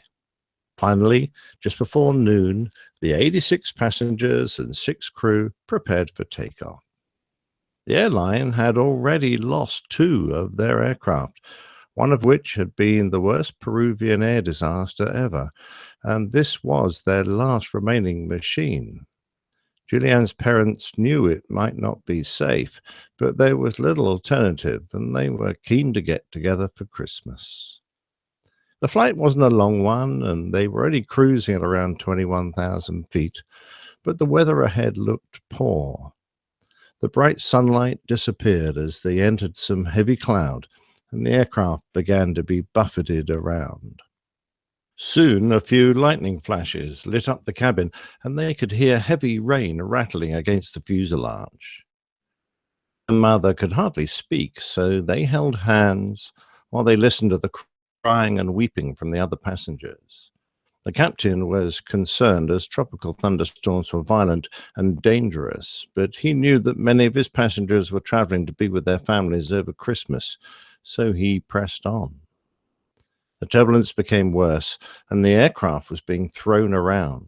Parcels and luggage were falling from the lockers, and gifts, flowers, and Christmas cakes were flying around the cabin. They had been in the bad weather for about 10 minutes when someone gave a loud scream as a bolt of lightning struck the aircraft. Reflected on the glistening wet metal of the right wing, Julianne saw a bright flash from the pitch-black clouds near the outer engine, and she heard her mother say very calmly, "That is the end. It's all over." The last words that she ever heard her speak. As Julianne watched, metal peeled open as the wing was ripped from the aircraft. The lightning had ignited fuel in the wing tank, which quickly led to structural failure. The Electra was built with particularly rigid wings, and it wasn't good at coping with the sort of violence that could occur in a thunderstorm. With a wing missing, the aircraft began to tumble, and it rapidly broke apart. In the fuselage, it was completely dark, and Julianne's head was filled with the awful noise of the bellowing engines and screaming passengers when, suddenly, it went quiet, and she was completely alone. Her mother and the other man who had been sitting beside her were gone. She was in free fall, still strapped to a row of seats, hanging down and looking at the jungle canopy. The whispering wind was the only noise she could hear. She watched the ground come spinning up towards her, looking like green cauliflowers or broccoli, when, thankfully, she lost consciousness. She woke later the next day, but spent many hours falling in and out of consciousness. Eventually, the heavy rain brought her round, and she managed to gather herself. Taking stock, she realized she was deep in the jungle, wearing only a sleeveless miniskirt. Her spectacles, which she relied on quite heavily, and one of her sandals were gone. She had severe concussion, a broken collarbone, torn knee ligaments, a badly strained neck, a fractured shin with a deep cut that nearly severed the bone, and several deep lacerations to her arms and legs. To make her short-sightedness worse, one of her eyes was swollen shut due to popped capillaries that had resulted from the rapid decompression, and the other eye only opened a little. However, it was amazing she was alive at all, considering she had fallen over 2 miles. How she survived was pure guesswork, but perhaps it was down to a combination of her seat rows spinning like the blades of a helicopter, the protection that the seat cushions gave her, and the slowing effect of the dense forest as she broke through the canopy. Despite her injuries, she spent that first day awake, looking for her mother. She moved around barefoot, slapping her remaining shoe down in front of her to deter snakes. Struggling to see where she was going, she remembered some advice her father gave her, and she started following a spring downstream, sometimes on the bank and often wading through the water in the deeper parts as it grew into a stream. She knew that the piranhas preferred the shallows. Being in the water was safer, as many of the plants on the ground she might walk on were poisonous. It was very hot during the day, and it rained often, but at night it was cold, and she hated being alone in that skimpy little miniskirt. She was following the noise of some king vultures, recognizing their call from the times she had watched them while living with her parents at the research station. She knew what would attract the vultures and hoped that the calls might lead her to the aircraft. When it became dark, it was too dangerous to travel, so she hunkered down and suffered the bites of mosquitoes and flies through the long night. A few days later, when she turned a corner in the creek she was following and found another bench from the aircraft, 3 passengers in it were rammed headfirst into the earth. Julianne felt paralyzed with fear. She had never seen a dead body before, but she thought that one of them could be her mother, so she touched them with a stick to see if they might be alive, then realized that the lady had painted toenails. Her mother never polished her nails. Hunting around, she found a little bag of sweets, the only sustenance she would have for her entire ordeal. Julianne struggled on down the stream. Her wounds were quickly becoming infested with parasites. After a few days, she could see that a hole in her arm was now full of maggots, wriggling around under the skin. Other perils surrounded her: poisonous plants and snakes, crocodiles, piranhas, and devil rays. But she was really worried about her arm full of maggots, and she hoped she wouldn't end up losing it. Sometimes she would see a crocodile slide from the bank towards her, but she felt reasonably safe from them, knowing that they didn't often attack humans. Exhaustion was taking its toll, and Julianne began to hallucinate, losing track of reality. As the days passed, she moved closer to death. Often unable to walk, she just allowed herself to drift in the water. At night, she slept with her back to a tree for protection. When it didn't rain, she was nearly eaten alive by insects. When it did rain, she was pelted by ice-cold water that stung and kept her awake for hours. She had lost track of time, but it was on the 10th day after the accident that she saw the boat. She had nearly floated past it, and she wasn't even sure it was real until she touched it. Above the boat, up the riverbank, was a small hut, but in her weakened state, it took her several hours to crawl up the slope to the shelter. When she finally got there, it was empty. There was a small can of petrol. She poured some into the wound in her arm, like she had seen her father do to treat animals, and then she started to squeeze the maggots out. She couldn't get them all out, but at least she was free of the first 30 or 40. She rested as night fell. The next day, she heard the angels. The loggers from the hut had returned, but when they saw Julianne, they became alarmed and nearly ran. They thought she was a kind of water goddess, a figure from local legend, half woman, half dolphin, who had pale skin and golden hair. But Julianne spoke to them in Spanish and calmed them. They helped to treat her wounds and then took her in their boat for the long trip to the lumber station. From there, with the help of a kind local pilot, she was airlifted to hospital and an eventual joyous meeting with her father, who by then believed that his family had perished.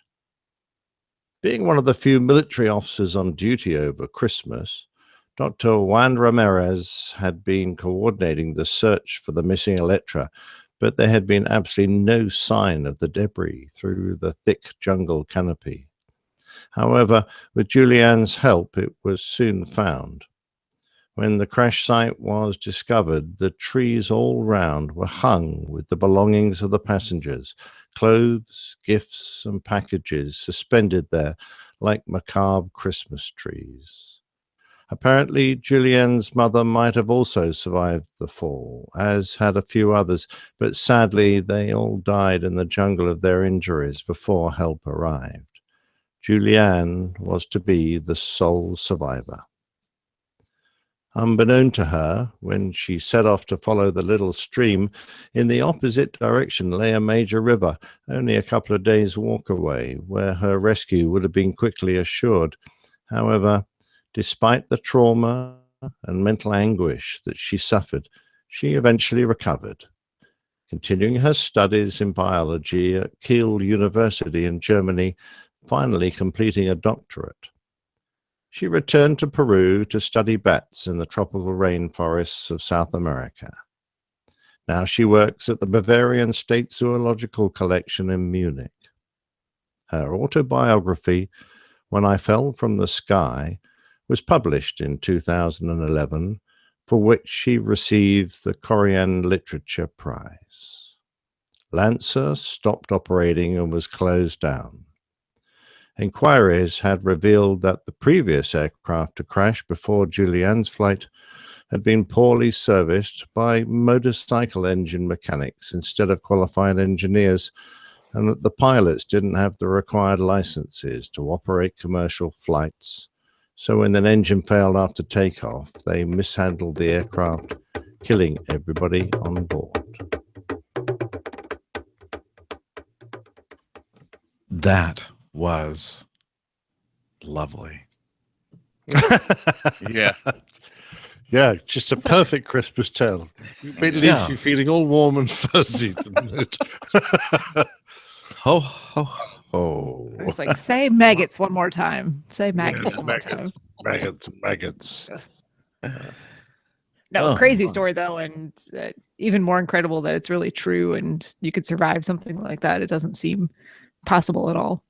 No, for a wee slip of a girl as well, 17-year-old slim, just incredible that she could keep going with all those injuries and plow on. And then having actually only had a few days in hospital, she was then fit enough to help the rescuers find the wreckage, retrace the steps, find the wreckage. There is a very good, well, it's not very good. It's a little bit old-fashioned and it's a little bit amateurish, but there is a fascinating, I found it fascinating, documentary called Wings of Hope.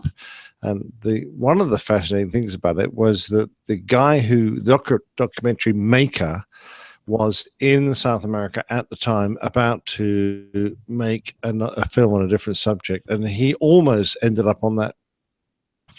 It was only by complete good luck or bad luck he was bumped off the flight. He wasn't given a seat, couldn't buy a seat. He made the movie because he always thought, I was so lucky not to be on that flight. I survived. But then years later, he realized that actually there was a story here and he had a very strong connection to it. So he found the girl, and who was then a mature woman, persuaded her to go back to the jungle and retrace her steps, find the what was remained of the aircraft, and relive the situation. But the lass who was involved, when you see her, she's one of those people who just is amazing at compartmentalizing the events of her life, and it was quite incredible to see her dealing with this situation in such a matter-of-fact way. And she said it's the only way she had been able to deal with it was the fact that she hadn't dwelt on it. It was just a part of her life, and that was that little box, and she put it to one side. So that's the part of the story I found absolutely fascinating, the reaction of this and brave lady to cope with that situation when she was at such a young age. Right. I mean, you think most people would not be able to do that. That would become something that just haunts them forever and kind of consumes their lives. So That's pretty incredible. Absolutely. It's a testament to the human desire to survive.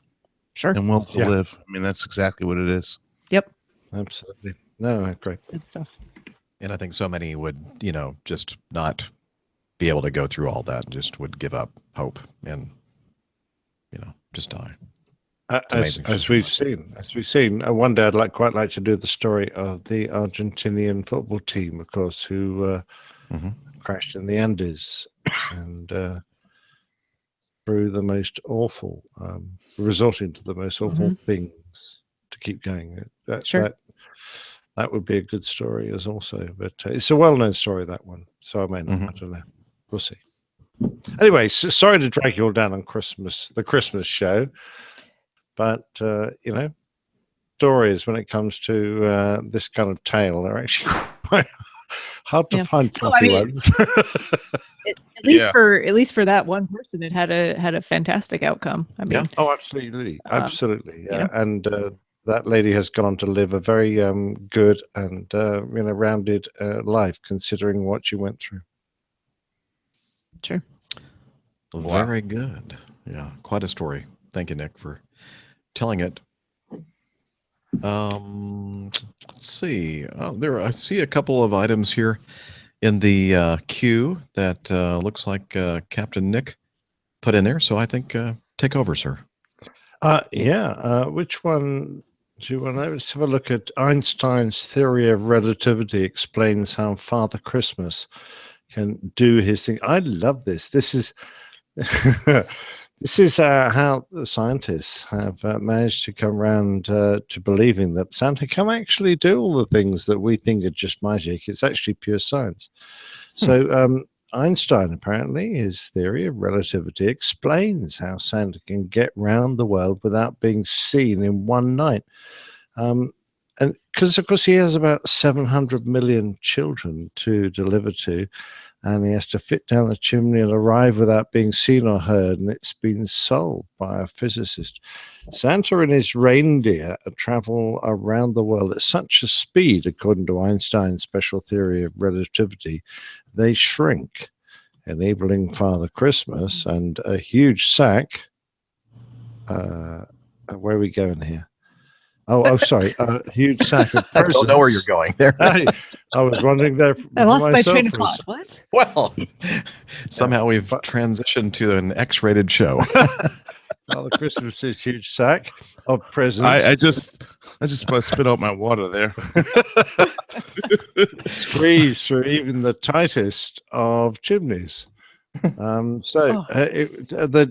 physicist is Dr. Katie Sheen, and I take my Christmas hat off to her, both physically and metaphorically, because she has worked very hard on working out how this has happened, and she's calculated that Santa would need to travel about 6.2 million miles per hour to deliver presents to every child expected to celebrate Christmas in 31 hours. Now, why 31 and not 24? Well, of course, you've got to allow for the spin of the earth and the movement of the time zones.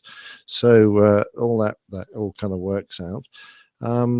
Now, remembering that the theory of relativity was published in 1905, now I think Santa's a bit older than that, so he may not have known about this at the time. So what happened before there, I'm not sure. But such speed would make him change from red to green, which is quite interesting, actually. So I'm just trying to think, if you see Santa, normally you expect red to be on the, which side, Jenna? The left side. Red, left. Thank you very much, Jeff. And green to be on the which side? Steph? Oh, I didn't know that was a question. Yeah. Okay. I usually pose questions as an interrogatory, but don't worry about that. Okay.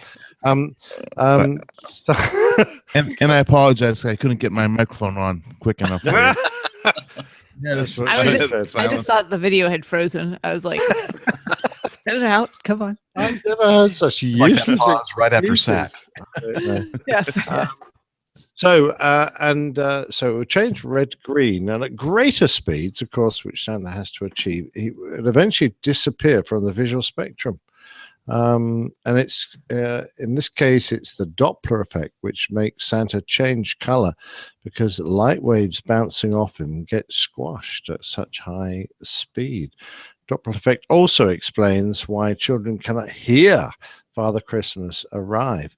As Santa and his sleigh approach, the sound bells and his deep ho, ho, ho. Sounds like the Jolly Green Giant, doesn't it? Ho, ho, ho, ho, ho, ho. Green Giant.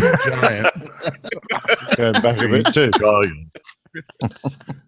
Perhaps we can go to the Green Giant on the next show. Okay. We'd get higher and higher in pitch. So perhaps we're going back to Santa's sack here, I'm not sure. And then it become completely silent as his voice moves beyond the human hearing range. Well, if you're talking to airline pilots, it wouldn't take on my human hearing range. Okay, so and if children hear a bang on Christmas Day, are we still talking about Santa's sack? It could be Santa's reindeer breaking wind. Oh, I'm sorry, no, that was wrong. Breaking the speed of sound, resulting in a sonic fart. Boom, sonic boom. Okay, visiting 700 million children in 31 hours would mean that he would have to travel 6 million miles per hour. Dr. Shin says some strange things happen when you start to travel that fast. Not that I would know on an Airbus, but some of the Boeing guys might know. Firstly, time slows down. Well, that happens on a Boeing. I mean, it really does. I mean, time slows. You get the Boeing and you think, oh, God, are we ever going to get there? Secondly, Santa gets squished, which means he can fit down a chimney more easily. Finally, for Santa to fly this fast, it takes lots and lots of energy. How does Santa manage to reach these phenomenal speeds? Well, it's Red Bull, I expect. Oh, no, I'm sorry. It's magic. He would certainly need a lot of fuel. So there you go. That's how Santa gets around the world. That's how Santa delivers all your presents. I don't know. Do you guys agree with that? Well, I think you seem to have a lot of intimate knowledge about the subject, and considering your physical appearance, whether that's purely coincidence or not, I have no idea, but we'll just let the good listeners decide. Yeah, what are you going to be doing in the next few days? A bit of moonlighting. I actually have to declare to the company any extra flying I'm doing. So you have to log that. Yeah, I have to log that. But I don't. Other than the weight, you fit Santa Claus perfectly. Well, oh, wow! I'd never thought of that. Thank you very much. So there you go. And the only other thing I was trying to fit in was this fantastic thing from Nats. Is that gone? No, it's right above, or right above. Blah, blah, blah. Right above where I was. Yes, on my screen it is anyway. Your personalized Christmas Eve flight plan? Is that what you're talking about? We'll reveal if you're on Santa's. I can't see it. I see Matt Christmas Story. Einstein's certain. No, I don't. Go back in time. Back in time. Oh. Somebody help me. So Jeff and I are both looking at it, so you should see our little icons there. Looking, tracking.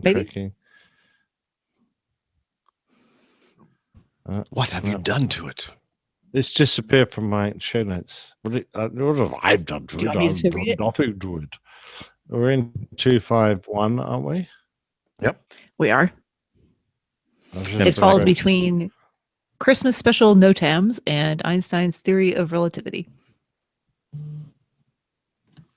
Well, funnily enough, I must have mine sorted differently to you guys. Let me go to the bottom workout. Christmas Special NOTAMs I see. ATC memes, personalized. Oh, here we go.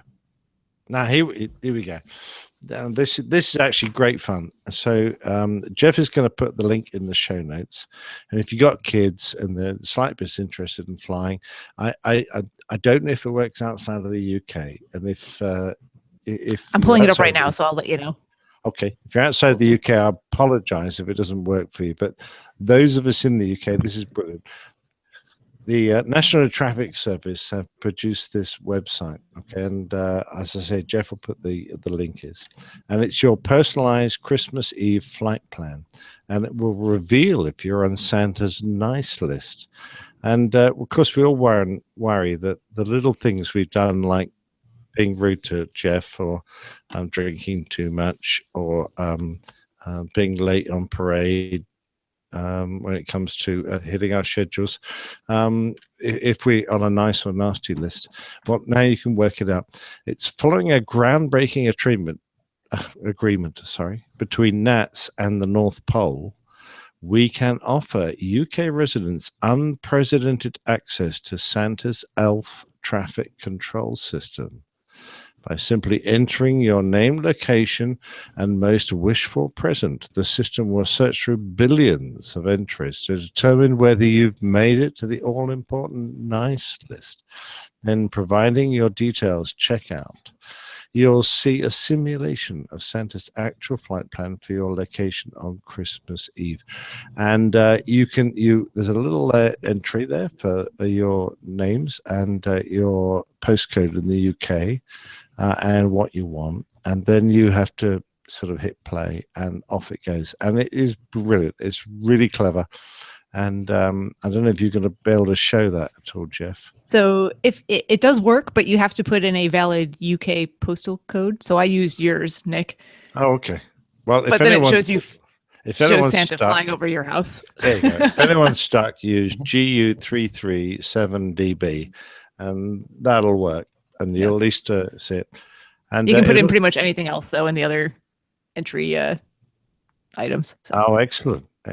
And finally, as usual, NATS have issued an airspace warning, Santa NOTAMs, or a Santam, they call it. And it is warning Christmas Eve present drop. Enable future planning. Crews are to be made aware of this elf traffic control Santam upon receipt. And it refers to one sleigh, call sign Santa 1, powered by 8 reindeer. It's a scientific name. It's Orangifer Tyrannidus festivus. There you go. Thanks very much genus indeed, and Dr. Steph. species. Yes, you're welcome. I'm very impressed with that. With the addition of a 9th reindeer with a red air navigation beacon in case of fog or heavy snowfall, will transit the UK airspace. Crews are to be especially alert when transiting areas of high concentration of chimneys. Consult revised Nick list for details. That's not my list. That's Saint Nick list. Nice Thank list. you. Oh, is it nicely? Yes. It's awfully small for my screen. Do you have Captain Jeff font on your Yeah, I must laptop? have. Santa 1 will be performing high-energy maneuvers and will be unable to comply with normal rules of the air. Santa 1 weight will change from super heavy to light as cargo is delivered. Children to deposit cookies and milk to enable pilot refueling, and to be asleep to ensure successful present job. To view fuel breakdown of the route, ELF traffic control guidance, and up-to-date timings, visit www.nats.aero.Christmas. There you go. I think they made a great job of that. Very fun. There you go. I've been showing it on the screen for those who are watching the video. Oh, excellent. Oh, that's awesome. All right. And it does come up with a nice little animation, but it does show Santa flying over whatever postal code you entered. So people in the chat room, Matt Smith from Plain Talking UK also provided his in case you need one. Excellent. A surrogate UK postal code. Or just use a bunch of letters and numbers and Yeah, there's keep like going until you find one that works. It's always 2 letters, a number, 2 letters, or generally speaking. Gotcha. Oh. There must be some rhyme or reason to that. There probably is, Jeff. I just don't know what it is. All right. Excellent. Very cool. Okay. Let's see here. I think we have a piece of audio feedback from Matt. Merry Christmas to the APG crew. Captain Nick, Captain Jeff, Dr. Steph, and Miami Rick. G'day from Australia, and just wishing you, your families, and the extended APG crew a Merry Christmas and a Happy New Year. Thank you for everything this year. It's been fantastic on a weekly basis to hear and to watch you guys on YouTube and participate in the chat room. Some conversations have been quite animated and hilarious, as has been the banter. I'm looking forward to next year and what the podcast may bring. I hope it's a lot more of what you guys have been doing and plain tales and a lot of your encouraging conversation for budding pilots in the world. Your podcast certainly makes this big planet of ours a lot smaller and brings everyone a lot closer. And it means a lot to a lot of people. And I just want to say thank you to you all. I'm grateful for it, and I'm sure everyone else is. Thanks once again, guys, and talk to you soon. Well, thank you very much. Very heartfelt words, and thank you for the nice things you said about the show. And you're right, this really does. I mean, that's why I love doing it. It makes it shrinks the world. You know, we all have this common love and passion for aviation, and it just is so cool to be able to share that with everybody around the globe. Absolutely, yeah, absolutely. Absolutely agree. So thanks for taking the time to record that special message, and we look forward to hearing more from you, Matt. And let's see, that's all I had in our 251 feedback folder as far as folks that sent in Christmas related feedback and messages, unless I missed one or two. That definitely could have happened. If we missed it, you'll just have to wait for next year. Yeah. Oh no. Just like Matt in Mississippi had to do for the C-141 question. Or, that was a different Matt. Yes. Yeah, Matt in Mississippi. Matt in Mississippi. Not Matt in Matt from down under. So very cool.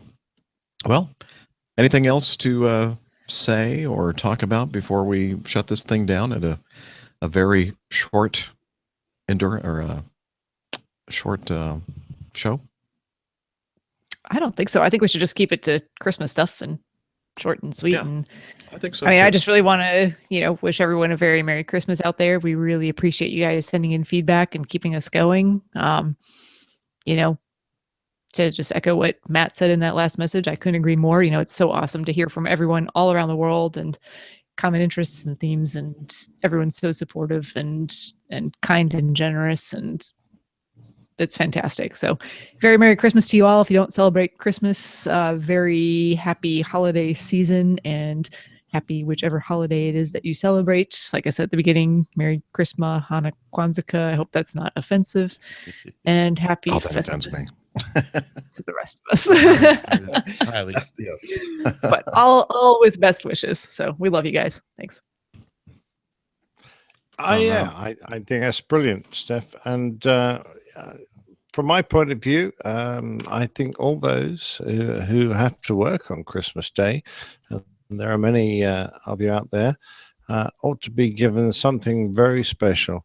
And since I'm working on Christmas Day, then I can't wait to receive it. So thank you very much indeed in advance for all the wonderful things I'm going to receive for going to work on Christmas Day and flying my damned airplane all the way to New York. So much appreciated. It's been a great year, actually. Absolutely fabulous year. Really enjoyed it. And from myself, I would like to wish both my crew, Tin, Steph, and Dana, my co-pilots, a wonderful Christmas. And to you guys and girls who listen, especially those of you in the chat room and our Patreons, the most wonderful Christmas. And I hope you have a great holiday. All right. And the thing I want to talk about a little bit is how the spirit of the holiday is among us. And it doesn't matter whether you celebrate Christmas, Hanukkah, Kwanzaa, Festivus, or any other holiday. It's a season of giving and caring for everybody else. And I want to take this opportunity to hope everybody that listens to APG a very happy, a very safe, a very enjoyable holiday season, a very happy and safe New Year. And wish the co-host here, Steph, Nick, and of course Captain Jeff, in Miami, Rick, who I've only talked to once at this point. Wish everybody a very happy and safe New Year, a very happy, safe, and enjoyable and spirit-filled holiday season. Merry Christmas, Happy Kwanzaa, Happy Festivus, and of course, my favorite, Happy Hanukkah. Awesome. Thank you, Dana. Very well said. Yeah, and I don't know what else I could possibly add to any of that, but I kind of feel like everything is coming to an end, but we're not. We're actually going to be doing a show next week. Oh no, we'll be here. You can't get rid of us that easily. Yeah. Yeah, we next week I don't have anything scheduled, although I may try to pick up some flying sometime in the week, but we're going to get together and see how our schedules can mesh. May even do a special birthday episode. My birthday is on Monday, I think. Let's see, Christmas is Sunday, right? Yes. The 26th is Monday. 26th. A lot of you call it Boxing Day. What else is that called? Kwanzaa begins on the 26th, and it's also St. Stephen's Day. That's the Feast of St. Stephen, the first Christian martyr. Yep. Isn't it some type of shopping holiday too? After Christmas, maybe. Great Return Day. Yeah, something like that. Some super special day. Yeah, but I don't know. Maybe. Anyway, whatever it is, it's also my birthday, and so perhaps I'll celebrate it. No, okay, I'll celebrate it. Go ahead. I'm sorry. Happy birthday, dear Jeff. Happy birthday to you. And many more. Are you now? No, and many more. I can't sing. I'm nowhere near the singer that Jeff is. Obviously, that was very nice. Far and away better than I am. So that was fantastic. That's okay. I've got a photo here. I'm pulling up for Jeff. So continue. Okay. So yeah. Maybe Monday we'll see who's around and do a show or whatever. But rest assured, there will be an episode 252 sometime next week before the new year. And again, as always, what's this we're looking at? Hang on. You're looking at see if I can get it big. So it comes big on your picture. Oh, scoot it to your right. There you go. There you go. Yes. That looks good. Happy birthday with skywriting. There you go. Very nice. Did you do that yourself? Love it. Yes, I was doing the acrobatic maneuvers myself in the. Wow, I love that. Yeah. Just for you. Just for you. I forgot to put the Jeff on there. Failed at that. Well, get back up in that airplane and put the Jeff in there. Come on. I'll get it done for you. Anyway, so. Yeah. If you want to learn more about the show, if this is the first time listening to the show, this is not a normal show, although it's similar. Is there ever a normal show? No, we never really have a normal show. But anyway, it's a lot of fun. It's just friends getting together, talking about aviation, sharing this love, this passion we have with each other. And anyway, so if you want to learn more about it, head over to airlinepilotguy.com, and there you'll be able to see stuff about the crew and the episodes, YouTube and audio episodes, and learn how you can download apps for your iPhone and Android mobile devices. And Steph, as always, you're our social media. Oh, my turn. All right. Sorry, I was paying attention. I promise. Okay. Yes. So if you would like to follow us on social media, you can head over to Twitter. That's where I think most of us hang out most frequently. The four of us, which means myself, Nick, Jeff, and Rick, who's not here today. And I guess we determined at the beginning of the podcast that Dana's working on his Twitter account, maybe. So I do have a Twitter account. Excellent. We'll We'll get you on there yet. You're gonna get sucked into it just like the rest of us, and you may regret it. But anyway, that we have a joint APG account. It's at APG Crew on Twitter, and you can find the 4 of us on that one at least. And then on Facebook, there's a Facebook site, www.facebook.com/airline pilot guy, all one word. If you're a big fan of the chat room and you want to participate in a perpetual chat room, there is the app called Slack, and you can join that if you're not already a member by going actually back to Twitter and tweeting your email information and request to join Slack to APG community member Hillel, and he's at HI11E1. So take all the L's and replace them with ones for Hillel. What else? Did I get everything there for social media? I think you covered it all. Facebook? Excellent. Yep. She mentioned I Facebook. did. Yep. Got it. Yep. Yeah. All right. Viber? Viber? I don't know what that is. Oh, okay. We're not Viber? on Viber, are we? No. Snapchat? And we don't need to add anything else. No. Instagram? I'm aware of what those are, but we don't participate there. You're going to have to find us on the mainstream things, Twitter, Facebook, and Slack. There you go. Well done. All right. Well, until next time, wishing you clear skies, unlimited visibility, and tailwinds, and also a very happy Hanukkah and Merry Christmas, Happy Kwanzaa, and all the rest. And, of course, the Festivus celebration. What's that? Good. Good night. Merry Christmas, y'all. Happy New Year. Good We'll night, see you next week before everybody. that. Have a great Christmas and whatever else you want to do.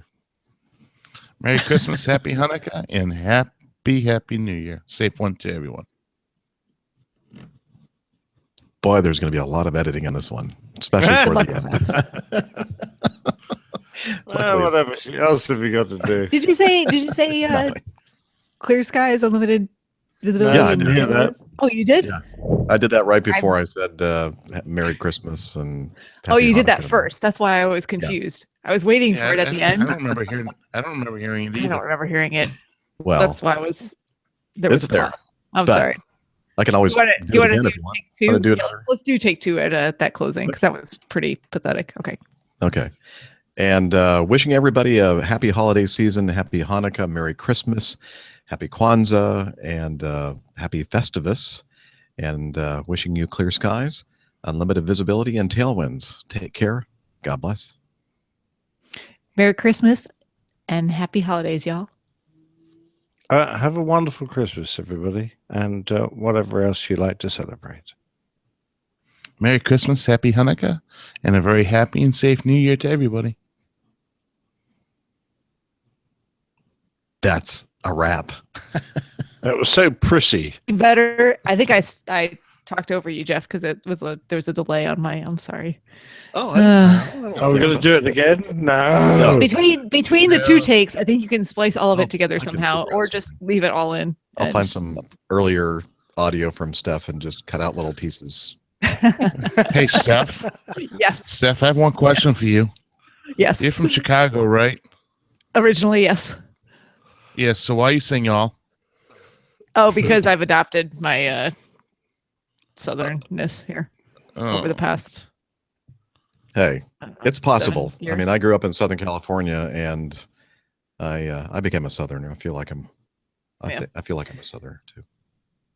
You know, the more I get to know you, Jeff, the less I feel that you are a Southerner, and the more I see that beach bum, that blonde, wavy-haired beach bum. Well, I guess that you can't take the beach bum out of me, I guess. Yeah. Well, Chicago definitely called tonight and revoked my Midwestern card for my inability to tolerate the cold. So I'll just have to embrace the South. Oh, there you go. Yeah, well, yes. You did say y'all, so I did. Hey, it's y'all. definitely been revoked. Y'all. I love it. It's a perfect word.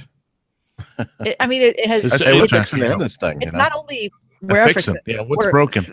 Actually, we're fitting to end this thing if you really want to be Southern about it. Just get rid of that X in the middle. Just fitting. Well, if you had done it right, Steph, it would have been all y'all.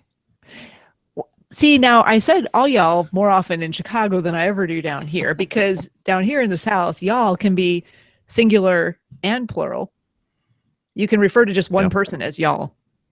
Doesn't matter. I prefer use guys. And use guys, that's very... Yeah, I like use guys or you guys. I say guys a lot. You? And Steph You? knows that. Use. Is that what? Use Use guys. Use guys. Yeah. I spent some time in Pennsylvania. I'm familiar. Well, hey, chat room. Thanks for hanging out with us, and especially for those of you who are up in the middle of the night, like Matt Smith. What time is it over there, man? That's crazy. 2 a.m. Yeah. 2:38 in the morning. Is that right? Yep, 2:40 nearly, and because I was up at 6:30 this morning. Yeah, so you're still in that time zone too. Right. Your So thank you, body is Nick, anyway. for staying up until 2 o'clock in the morning to... Well, yeah. I'm kind of glad we didn't do the full 9 hours like we normally do. I don't think we could have. You know, after after being so late in, I was thinking, damn, I just don't know if I'm going to stay awake for the full 9. Whatever. Anyway, it's been an exaggeration. The day we do the 9-hour podcast is the day that well, I think we should go for it one day. We should do a marathon podcast. 24 hours of APG. Hey, you know what? That'd be a way to knock out all the feedback. Well, I think when they get so much, that's exactly what we should do. We should have a team of people who continually sort of refresh and get a couple of hours So if we sleep. just want to take shifts reading through feedback, Just like the Jerry Lewis telethon. Yeah, we can do it for charity. Make it a podathon. It's a podathon. Yeah. I like it. Well, there you go. There's one for Jeff to So work we on. can mark Dana down for 4 hours. Yeah. Let's see if we could get Rick to agree to be on the show again. So it's 5 of us, and there's 24 hours. So if there were 6 of us, that would be 4 hours. So just round up. So about 4.5 hours. Piece of cake. No problem. Walk in the pack. Yeah, the pack. Yeah. Pack the car and have it. Yeah. It's even going to be worse when I go home to Boston this week. Well, I'll be in Chicago this weekend, so wait until I come back on. If we do the beginning of next week, it might be Midwestern-y over here. Oh no! Might have to use that y'all. The neatest thing in the world to me is when I live down in Atlanta, and it's the accent is just surrounding me the whole entire time, the Southern accent. So the first thing that I pick up when I step off the airplane is how strong the Boston accent really is. I never even realized that until I moved away and I flew back and I was like, oh my God, it sounds like that? Really? Yes. Yeah. Oh no, I hear Chicago is so strong when I get back there. It's like, did I used to sound like that? And I think I did. When I first don't moved anymore. to the South from Southern California to Mobile, they were saying that I had a California accent. I went, what? There's no such thing as a California accent. And then after I'd been away from it for a while, and then I went back, just like what you guys were talking about, is like, okay, I could not, it's very subtle, but you could tell there was a certain way that we speak. Mm-hmm. I'm a Valley girl, Not like that. Not the Valley girl thing. It's just That's exactly the way I sounded, I'm sure. Shane and I understand that Southern SoCal speak. No, I got that all the time when I first moved to Salt Lake City after we moved from Chicago. I was like, wow, your accent is strange. And I was like, I don't hear an accent. I was so confused. Well, as I've said in the past, and I'll say it again, other than the present Nick in the background there, our proud Englishman, we were here first in the United States of America, so we have the proper accent. Everybody else talks funny.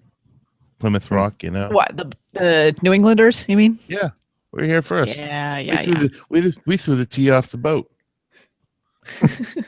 Hey, Dana, Michael Kuiper's in the chat room, says, wasn't Dana one of the Car Talk guys? Nah. I wouldn't know the first thing. I barely even know to turn the car on. I'm not sure those guys know much about. No, I'm just kidding. They do know a lot about cars. Yes. And James good stuff. Bolsh asks a very difficult question. Why is the jet stream so much faster in the winter?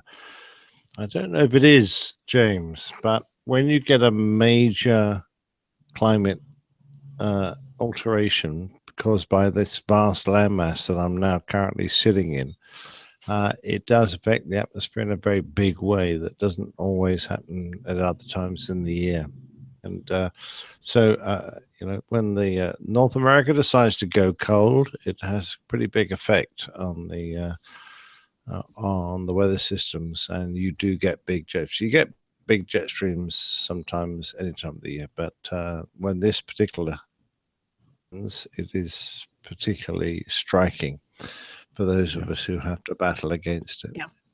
Well, the weather here in the U.S. was pretty extreme over the past week. I mean, especially anywhere as soon as you get north of what's considered the South. So Mason-Dixon line, I don't know, wherever you want to divide that. I mean, from all the way from the West Coast to the East Coast, and that's thousands of miles. It was winter weather. So I think all of that combined to create that pretty strong jet stream. You have that coming down from the north out of Canada, from the Arctic. All of that cold weather drops south, and you eventually get that moving offshore towards the east, and then it starts to affect things over the Atlantic. So, and I think you could also look at it as the jet stream is actually what was steering all that cold air mass to come further to the south. Exactly. So, the cold weather really didn't cause the jet stream. The jet stream caused the cold weather to come as far south as it did and be as extreme as it was. And this time of year, in the wintertime in the northern hemisphere, the jet stream core of the jet stream winds are lower in altitude in general than they are in the warmer months in the northern hemisphere. So I saw a pretty funny meme on social media the other day. I should have put it or tweeted it onto Facebook or to Twitter, but it said, the United States has gone into the depths of winter, except for Florida, who's not participating. And it showed a map of like all of the temperatures in the United States, and everyone was like 40 or below, except for, once you get into the peninsula of Florida, and then it was like 60, 70, 80. Yeah, it was like 82 degrees here earlier today. Yeah. Jeez. And Scott, you're quite right. The ITZZ does affect the position of the jet streams, but you're talking about the subtropical jet stream, the one that rotates close to the equator, around the 15-20 degree north-south mark, not the one that affects us up here, which is the junction between the polar and the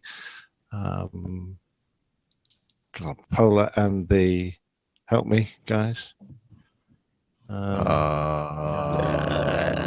Oh, you useless bunch. Hey, and thanks for joining us today on Meteorology Today. The temperate regions, which is another junction similar to the equatorial and the subtropical. So that's you get two sets. The really strong permanent one is the subtropical. The one that up here between polar and the temperate regions is more intermittent because there are stronger weather systems to mix it up. Hey, Nick, we have a caller on line 3. Nick, I was just wondering, why does it sometimes rain ice in the summertime? I don't understand that. What is that all about? So that's when Jeff pees out of the window.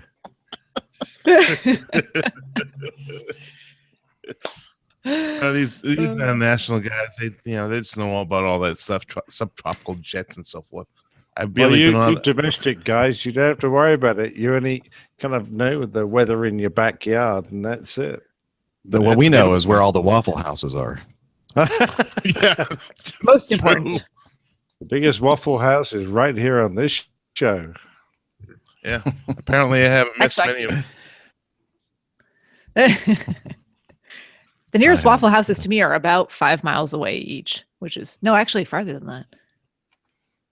Oh. Yeah, you're kind of out in the sticks where you live. Which is terrible.